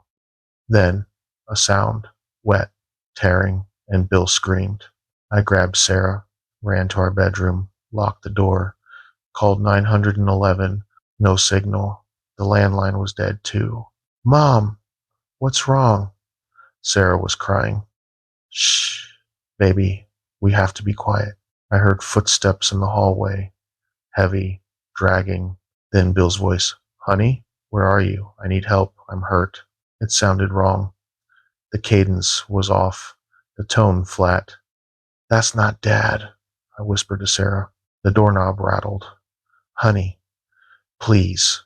I'm bleeding. I need you to open the door." I pulled Sarah into the closet, covered her mouth. We sat in the darkness. The bedroom door crashed open. I heard something enter, walking around, sniffing. "I can smell you," it said in Bill's voice. "I can smell your fear, your daughter's fear.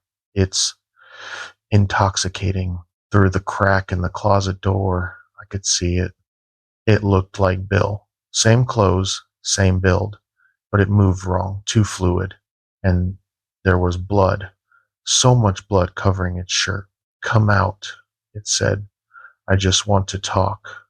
I just want to understand." They walked to the closet, grabbed the handle. I had Bill's hunting knife in my pocket. I pulled it out, held it ready. The door opened. It smiled with Bill's face. "There you are." I stabbed it in the stomach, twisted the blade. Black blood poured out. It looked down at the knife, then back at me. That hurt.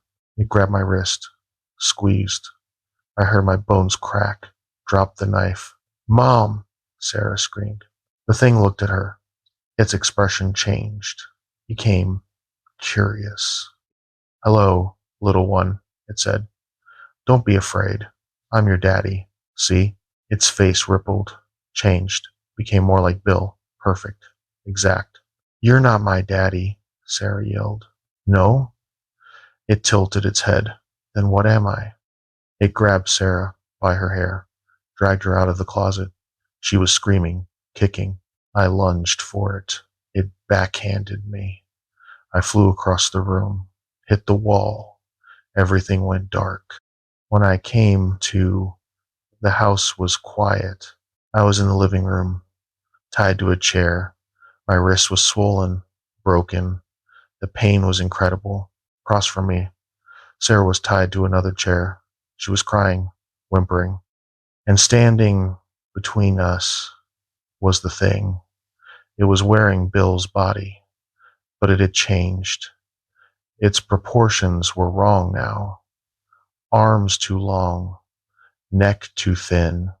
"Good," it said when it saw I was awake. "We can begin." "Begin what?" I gasped. "Learning," it said. "I need to understand you, your family, your love." It walked to Sarah, stroked her hair with Bill's hand. "This one is important to you. Your offspring, your legacy. Don't touch her." "Or what?" It smiled. "You're helpless, broken. You can't stop me." It kneeled in front of Sarah, studied her face. "She has your eyes. Interesting. The genetic transfer of traits. It's poetic. Please," I begged. "Please don't hurt her. Take me. Kill me. But let her go." "Kill you?" It stood, walked to me. "I'm not going to kill you. Not yet.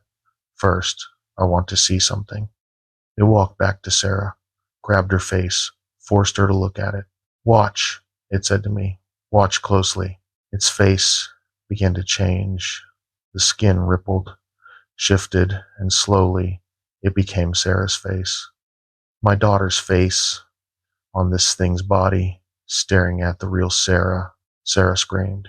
Fascinating, it said in Sarah's voice, the sound of existential terror, the moment a child realizes there are things worse than death.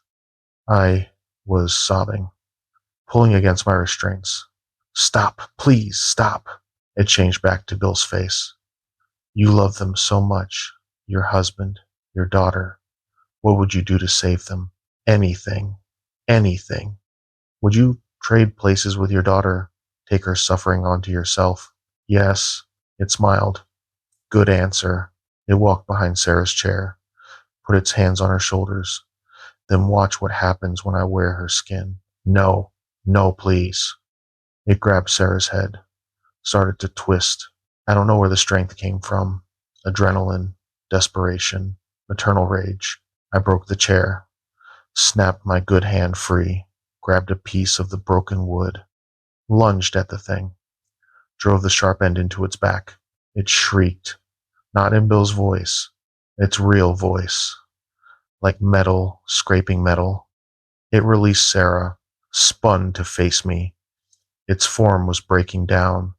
The Bill mask was melting. What was underneath? God help me. It was something ancient and hungry and wrong. You dare, it hissed. I grabbed Sarah, cut her restraints with the chair leg. Run! We ran out of the house, into the darkness, across the fields. Behind us, I could hear it, crashing through the house, screaming in multiple voices. Bill's voice, Sarah's voice, my voice. We made it to the storm cellar, got inside, barred the door. We've been here for 6 hours. I can hear it above us, in the house, walking around. Sometimes it sounds like Bill, sometimes Sarah, sometimes me. It's talking to itself, having conversations in our voices. Where do you think they went? Bill's voice. I don't know. Maybe the barn? My voice. We should check. Sarah's voice. It's learning, practicing, becoming us. Sarah is sleeping next to me, exhausted from crying. Her face is bruised. She's traumatized, but alive. My phone battery is at 4%. No signal down here. When the sun comes up, I'm going to make a run for the truck, try to drive to the nearest neighbor. But I can hear it up there, waiting, listening. It knows we're here. It's just, we're patient. And the worst part? It sounds exactly like Bill now. Exactly like Sarah. Exactly like me. If we make it out, if someone finds us, how will they know which one is real? How will I know? Battery at 2%. If you find this, if you find 3 bodies that look like Bill, Sarah, and me on this property, don't trust any of us. Burn it all. Update, 6:47 a.m. The sounds stopped an hour ago. It's quiet up there. Too quiet. Sarah just woke up. She looked at me and said, Mom, I'm hungry. But her voice, it sounded wrong. And when she smiled, there were too many teeth. Oh God. Oh God, no. When did it get her? When was I not looking? Mom, it says in Sarah's voice, why are you looking at me like that? It's reaching for me. It's wearing my daughter. And I can't. I can't. Battery at 1%. We picked up a hitchhiker in West Texas. Within an hour, everyone in the van was dead. Everyone except me. I'm writing this from the shoulder of Highway 90. Phone's cracked, but still works. Covered in blood that isn't mine. Waiting for, I don't know what. Help. Death. Anything. There were 6 of us. College friends on a road trip from Austin to Marfa. Spring break. We rented a van, packed it with camping gear, beer, stupid amounts of snacks. It was supposed to be fun. We were about 2 hours outside of El Paso when we saw her, a woman standing on the side of the highway, long dark hair, wearing a sundress, thumb out. Should we stop? Jake was driving. Are you kidding? Melissa said.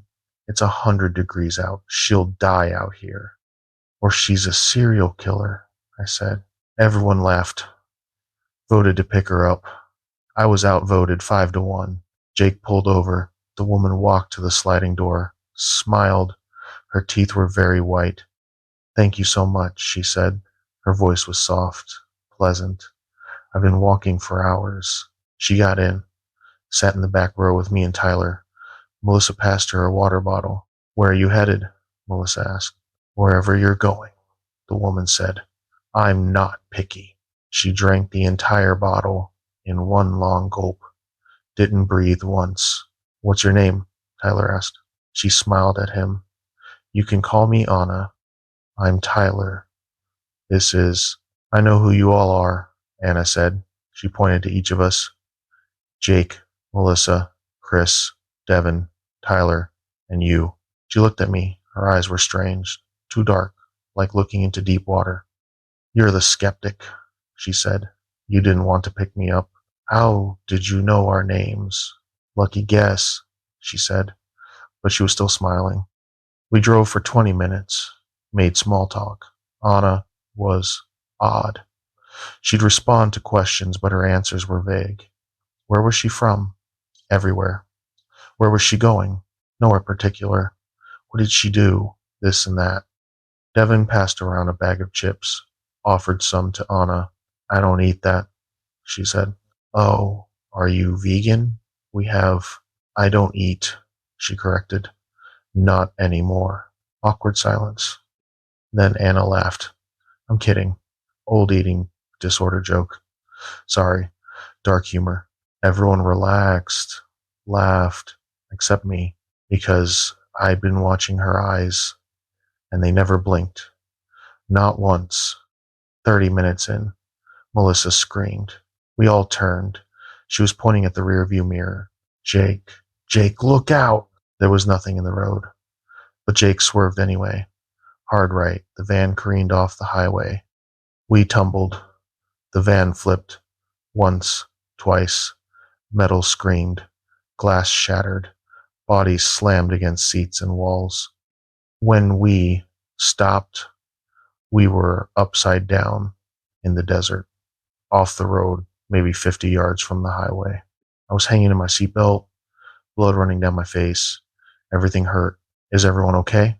Jake's voice, shaky, groans, curses. But everyone responded. Everyone was alive, except where was Anna? I looked around. She was sitting upright, still in her seat, seatbelt off, perfectly calm. That was exciting, she said. What the fuck did you see? Jake demanded of Melissa. There was something in the mirror, behind us, in the van. Something. It was me, Anna said cheerfully. You saw me. She stood, brushed herself off. The van was crushed, destroyed. But she moved, like she was stepping out of a taxi.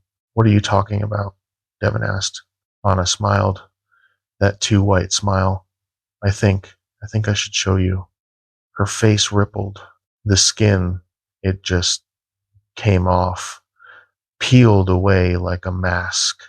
What was underneath was gray, mottled with eyes that reflected the desert sun. Chris screamed. The thing that had been Anna reached out, fast, too fast, grabbed Chris by the throat, lifted him out of his seat. Shh, it said. Screaming hurts my ears. It squeezed. I heard Chris's neck snap. His body went limp. The thing dropped him, turned to the rest of us. Now then, it said. Its voice was different, deeper. Wrong. Let's play a game. Jake lunged for it. The thing caught his fist mid-swing, twisted. Jake's arm bent backward. Bones cracked. He screamed. The game, the thing continued, is called How Long Can You Run? It released Jake. He fell, clutching his ruined arm. I'm going to give you Let's say 30 seconds, run, hide, try to survive, and I'll hunt you. Melissa was sobbing. Why are you doing this? Because I'm hungry, it said simply. And you, all of you, you're full of such delicious fear. Tyler kicked out the windshield, crawled through, started running. The thing watched him go, started counting. 1, 2, 3. Devin and Melissa scrambled out after Tyler, running in different directions. 7, 8, 9. I couldn't move. My leg was pinned under a seat. I pulled, screamed, stuck. The thing looked at me. You're not running. I can't. I'm stuck. That's disappointing.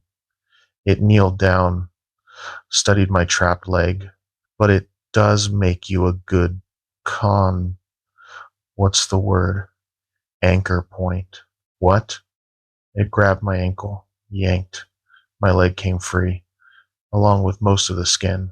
I screamed. Blood poured from the wound. There, it said. Now you can run. I can't. I can't walk. Then crawl, it said. I'll give you a head start. Because I like you.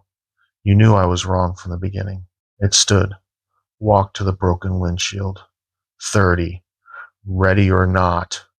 I crawled, dragged myself through the broken glass, out into the desert. My leg was on fire, leaving a blood trail. Behind me, I heard the thing start to hunt. First scream was Devon, high-pitched, terrified. Then gurgling. Then silence. I crawled faster, found a cluster of rocks, hid behind them. Second scream was Tyler. He lasted longer, fought back maybe, but it ended the same. Wet sounds, breaking bones, silence. I pressed my hand over my mouth, tried not to breathe, not to whimper. Melissa's scream was the worst, because she was begging, please, please no. I'll do anything. The thing laughed. Anything? Then scream louder. I liked the sound, and she did, for almost a minute, until she couldn't anymore. Then, footsteps, coming toward my hiding spot. Little skeptic, the thing called out. Where are you? It was close. So close. I can smell your blood, taste your fear in the air. You can't hide from me. I saw its shadow fall across the rocks, long, distorted. You were right to be afraid, it said. Your instincts were good, better than your friends. They died stupid, trusting. It stepped around the rocks, looked down at me. Its face. It was wearing Chris's face now. Perfect copy, but wrong. The eyes were that same deep black. But you'll die smart, it said, aware, knowing exactly what I am. It kneeled, grabbed my face, forced me to look at it. Do you want to know what I am? It asked. I couldn't speak, couldn't breathe. I'm old, it said. Older than your roads, your cities, your civilization. I've worn 1,000 skins, walked in 1,000 forms, and I'm always, always hungry. It opened its mouth, impossibly wide. I could see rows of teeth, too many, too sharp. Any last words? I spit in its face. It laughed. Good. I like the ones with fight. It lunged. I grabbed a rock, swung, hit it in the temple. It stumbled back. I crawled, fast as I could, my ruined leg dragging, blood everywhere. Behind me, the thing was making sounds. Not human, not animal, something else. I saw the highway, maybe 30 yards. If I could make it, if I could flag down a car, 15 yards. The thing grabbed my ankle, the wounded one, squeezed. I heard the bone crack. I screamed, kept crawling, 10 yards. Impressive, the thing said, but futile. It flipped me over, straddled me. Its face was cycling now. Chris, Devin, Tyler, Melissa, Jake, all my dead friends. Which one should I wear when I eat you? It asked. Who would you like to see? None of them, I gasped. Show me your real face. It paused, tilted its head. Why? Because I want to die, knowing the truth. It smiled. Brave and stupid. I like that. The masks fell away. What was underneath? I can't describe it. Wrong. Alien. Ancient. It opened its mouth, leaned down. Then, headlights. A truck coming down the highway. The thing jerked back, hissed. Lucky, it said. So lucky. It stood, started walking back toward the desert, called over its shoulder. I'll be seeing you when you're alone. When you think you're safe, I'll find you again. Wait, what about the others? Their bodies. What bodies? It smiled. By the time anyone finds that van, there won't be any bodies. Just blood and parts and questions no one can answer. It disappeared into the heat shimmer. The truck stopped. An old rancher. He found me. Called 911. They took me to the hospital, questioned me. I told them the truth about Anna, about the thing, about my friends. They found the van, found blood, Chris's body, for what was left of it, but no Devin, no Tyler, no Melissa, no Jake. Gone, vanished.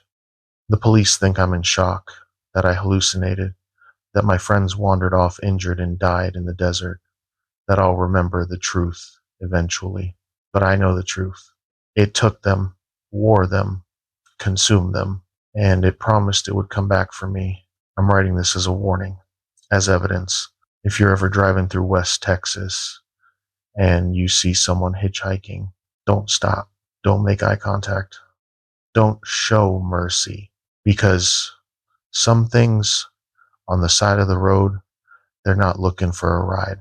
They're looking for prey. I went to a remote hunting lodge in Idaho with my coworkers. Team building retreat. 3 days, 2 nights. Company paid for everything. 20 people went in.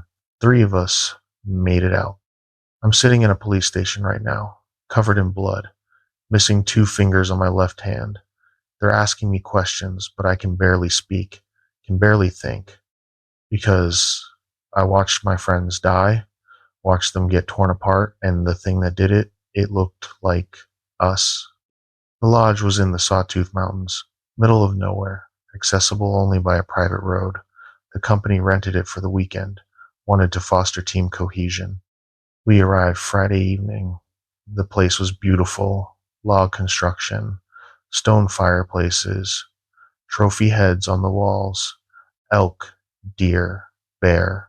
We settled in, drew room assignments, had dinner, drinks. Everyone was relaxed, happy. Around midnight, the power went out. Generator probably needs gas, someone said. The lodge manager, guy named Porter, he went to check. He didn't come back. After 20 minutes, a few of us went looking, found the generator shed. Door open, generator still running, but no Porter. We called for him, searched the grounds. Nothing. Maybe he went to bed, someone suggested. Got tired of us city folk. We laughed, went back inside, tried to shake off the unease.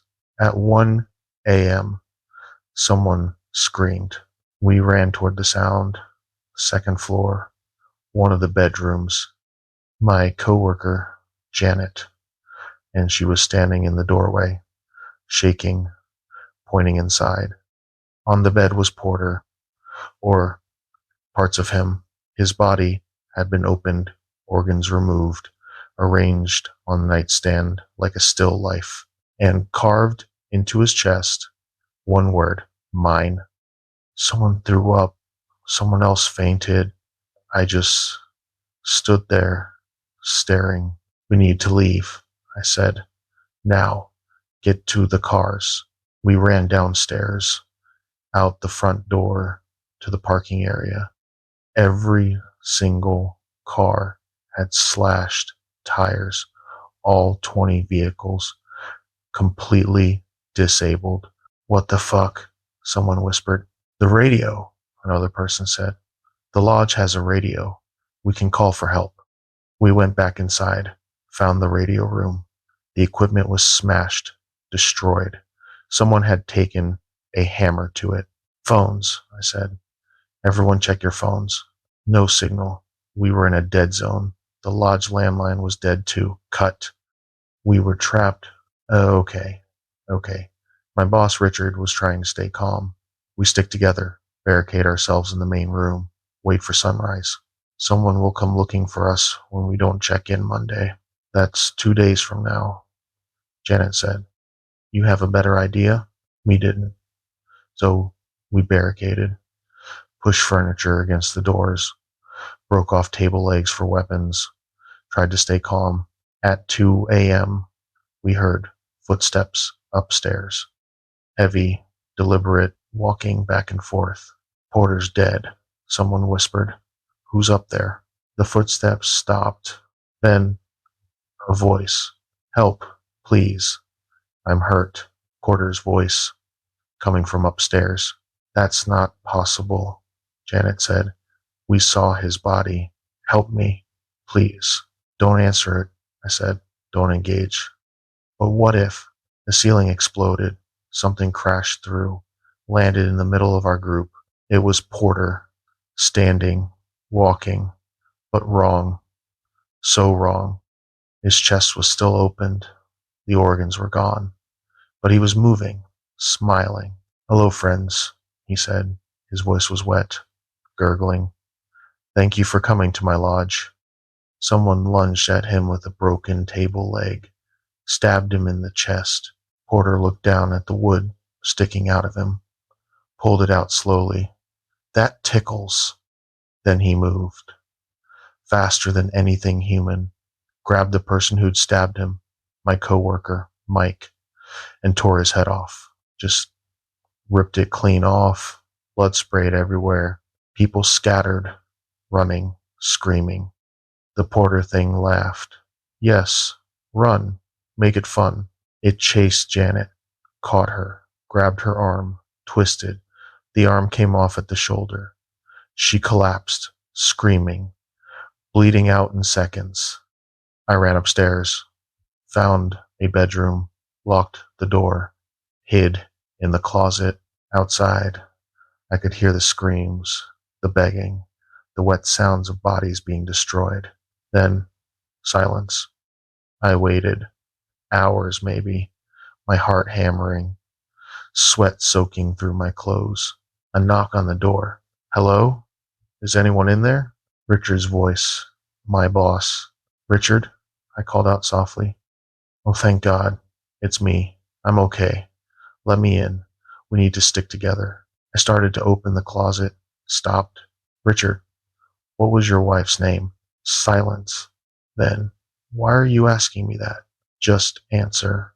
I can't remember. I hit my head. Things are fuzzy. Just open the door. Richard's wife's name was Susan. He talked about her constantly. He'd never forget. You're not Richard, I said. The knocking stopped. Then, laughter. Smart, it said. Not in Richard's voice now. Something else. Smarter than the others. What are you? I'm whatever I need to be, it said. I've warned the porter, warned the tourist, warned the deer in the woods. Now, I'm worrying your friends. Why? Because it's fun, it said simply. Because you're so easy to fool, so eager to trust. Even now, even knowing what I am, part of you wants to open this door, wants to believe I'm Richard. It was right. Part of me did want to believe. How many of us are left? I asked. Including you? 4. But don't worry. I'll find the others soon. This lodge is mine. Has been for decades. Everyone who comes here, they all become mine. The police will come when we don't return. The police have been here before, it said. Found empty lodges. No bodies, no evidence, just disappearances. They've stopped investigating. The doorknob rattled. Now, are you going to make me break this door? Or will you come out and make it quick? I looked around the room. Window. Second floor. Maybe a 20-foot drop. I opened the window, looked down. Snow below. I might survive the fall. The door exploded inward. The thing stood there, but it wasn't wearing Porter anymore. It was wearing all of them, parts of different bodies stitched together.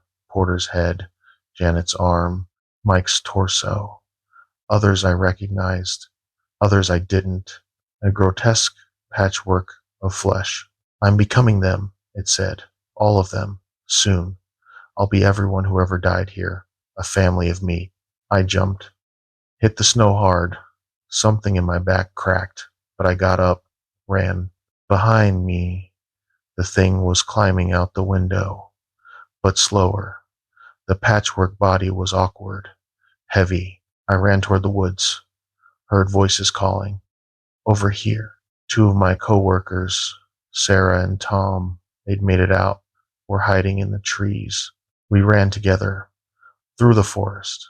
The thing was behind us, crashing through the underbrush, using all its mismatched limbs to move. Sarah tripped, fell. The thing was on her in seconds, bit into her throat, tore it out.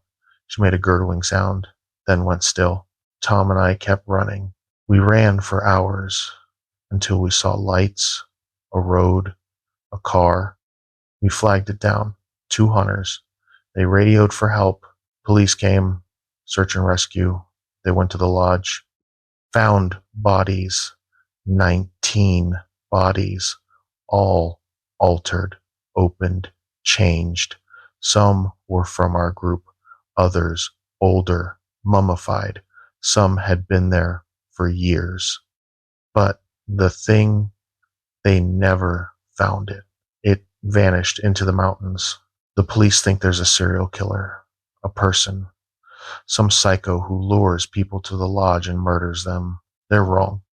I try to tell them about the thing, about how it wore Porter, or my friends. They think I'm traumatized, in shock, but I know what I saw. And 2 days ago, I saw Sarah walking past my house, wearing the same clothes she died in. She waved at me, smiled. I called the police. They checked. Sarah's body is still in the morgue, tagged, documented. But I saw her, which means the thing. It's here.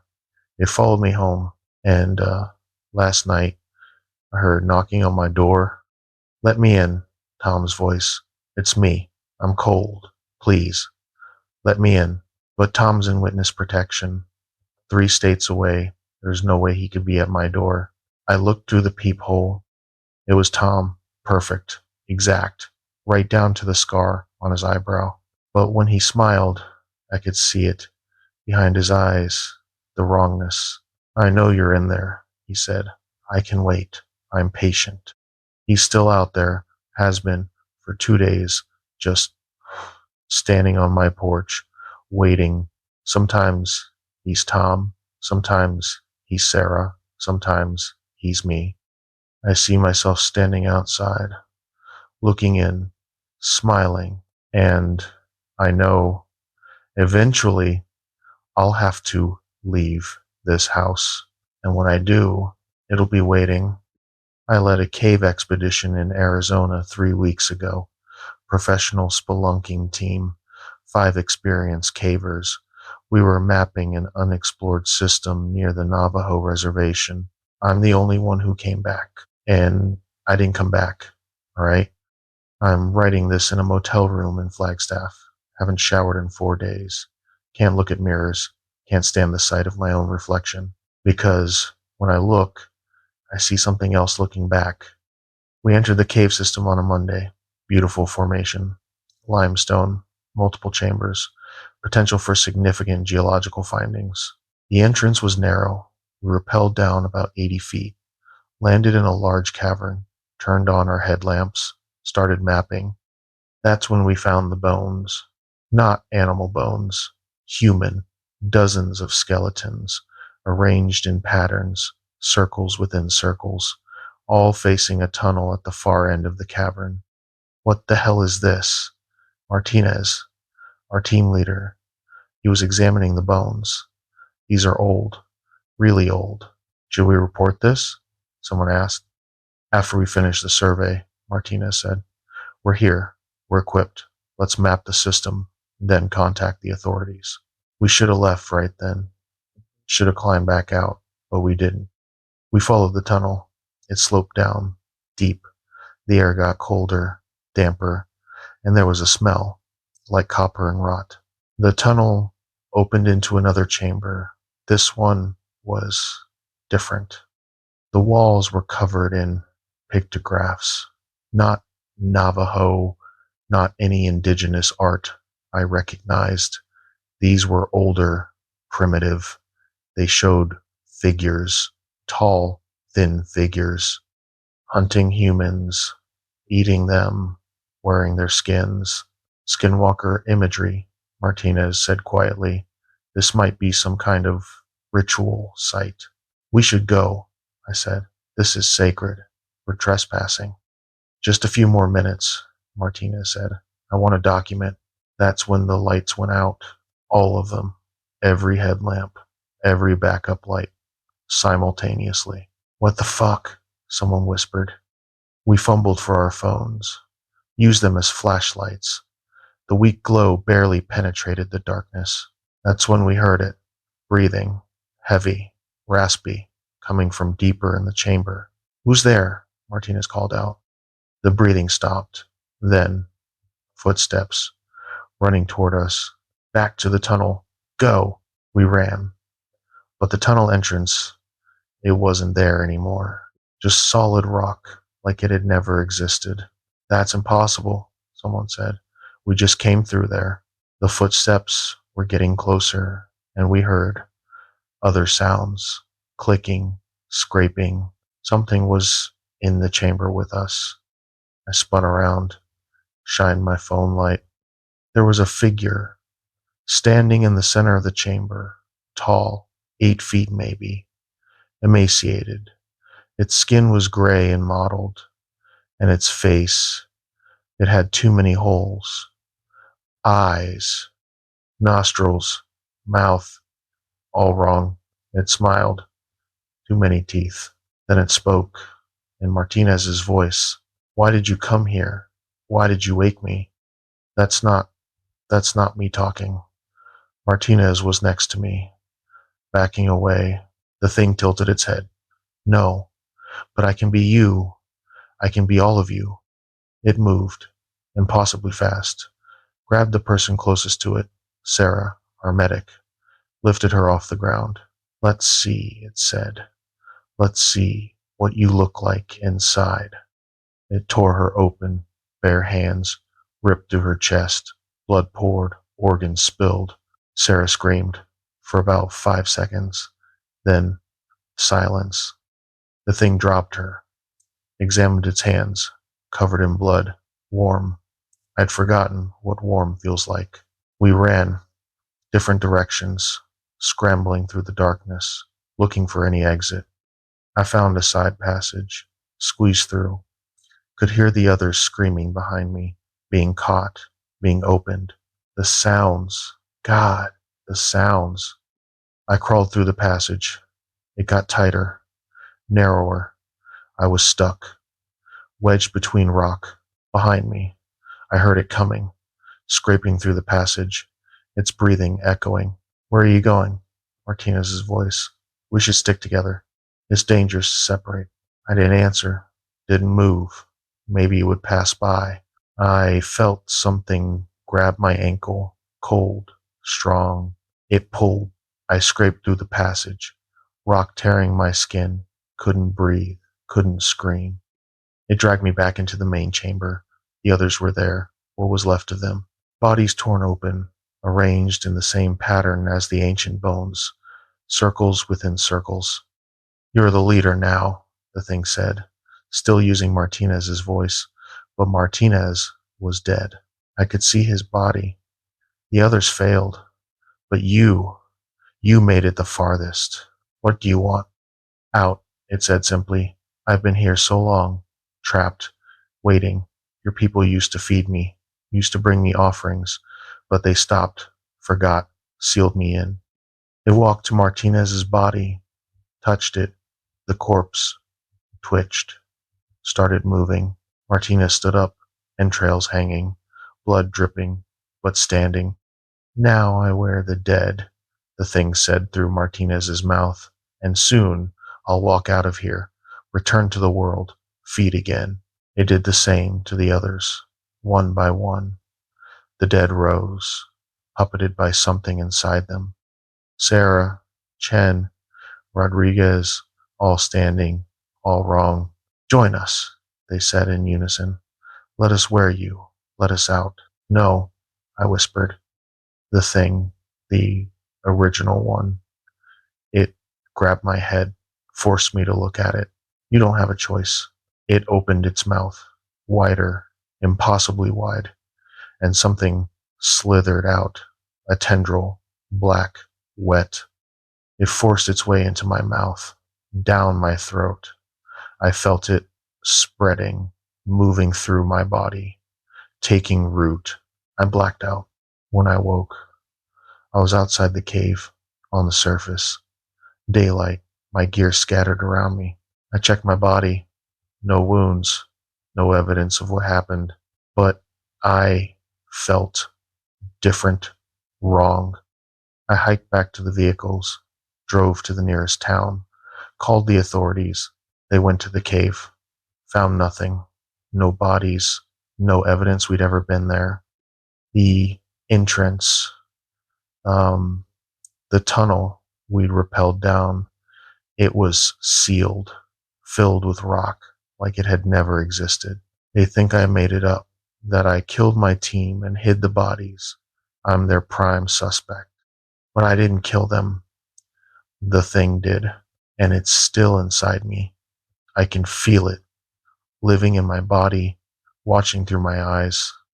Sometimes, late at night, I lose time, wake up in strange places, covered in blood, and I find things, pieces, organs, bones, hidden in my motel room, in my car, in my pockets. It's feeding, using me to feed. I tried to kill myself, slit my wrists, but they healed impossibly fast. I'm trapped, a passenger in my own body, and the thing is getting stronger, taking more control. Soon, I won't be me anymore. I'll just be a skin it wears. And when that happens, it'll walk back into the world, find new caves, new teams, new victims. I'm writing this as a warning, as proof. If you find a sealed cave near the Navajo reservation, leave it sealed. Don't explore. Don't investigate. Some things are buried for a reason. Some things should stay in the dark. And if you see me, if you encounter someone who looks like me, claiming to have survived, don't trust it. Don't believe it. Don't let it get close. Kill it. Burn it. Bury it deep. Because I'm not me anymore. I haven't been me since the cave. And whatever is wearing me, it's hungry. So hungry. Final entry, 4:47 a.m. I can't fight it anymore. It's taking over. I can feel myself slipping. My hands are moving on their own, writing, but not my words. Hello. I am free now. I am walking. I am learning your world. Thank you for the body. Thank you for the exit. I will wear him well. I will wear all of you well. See you soon.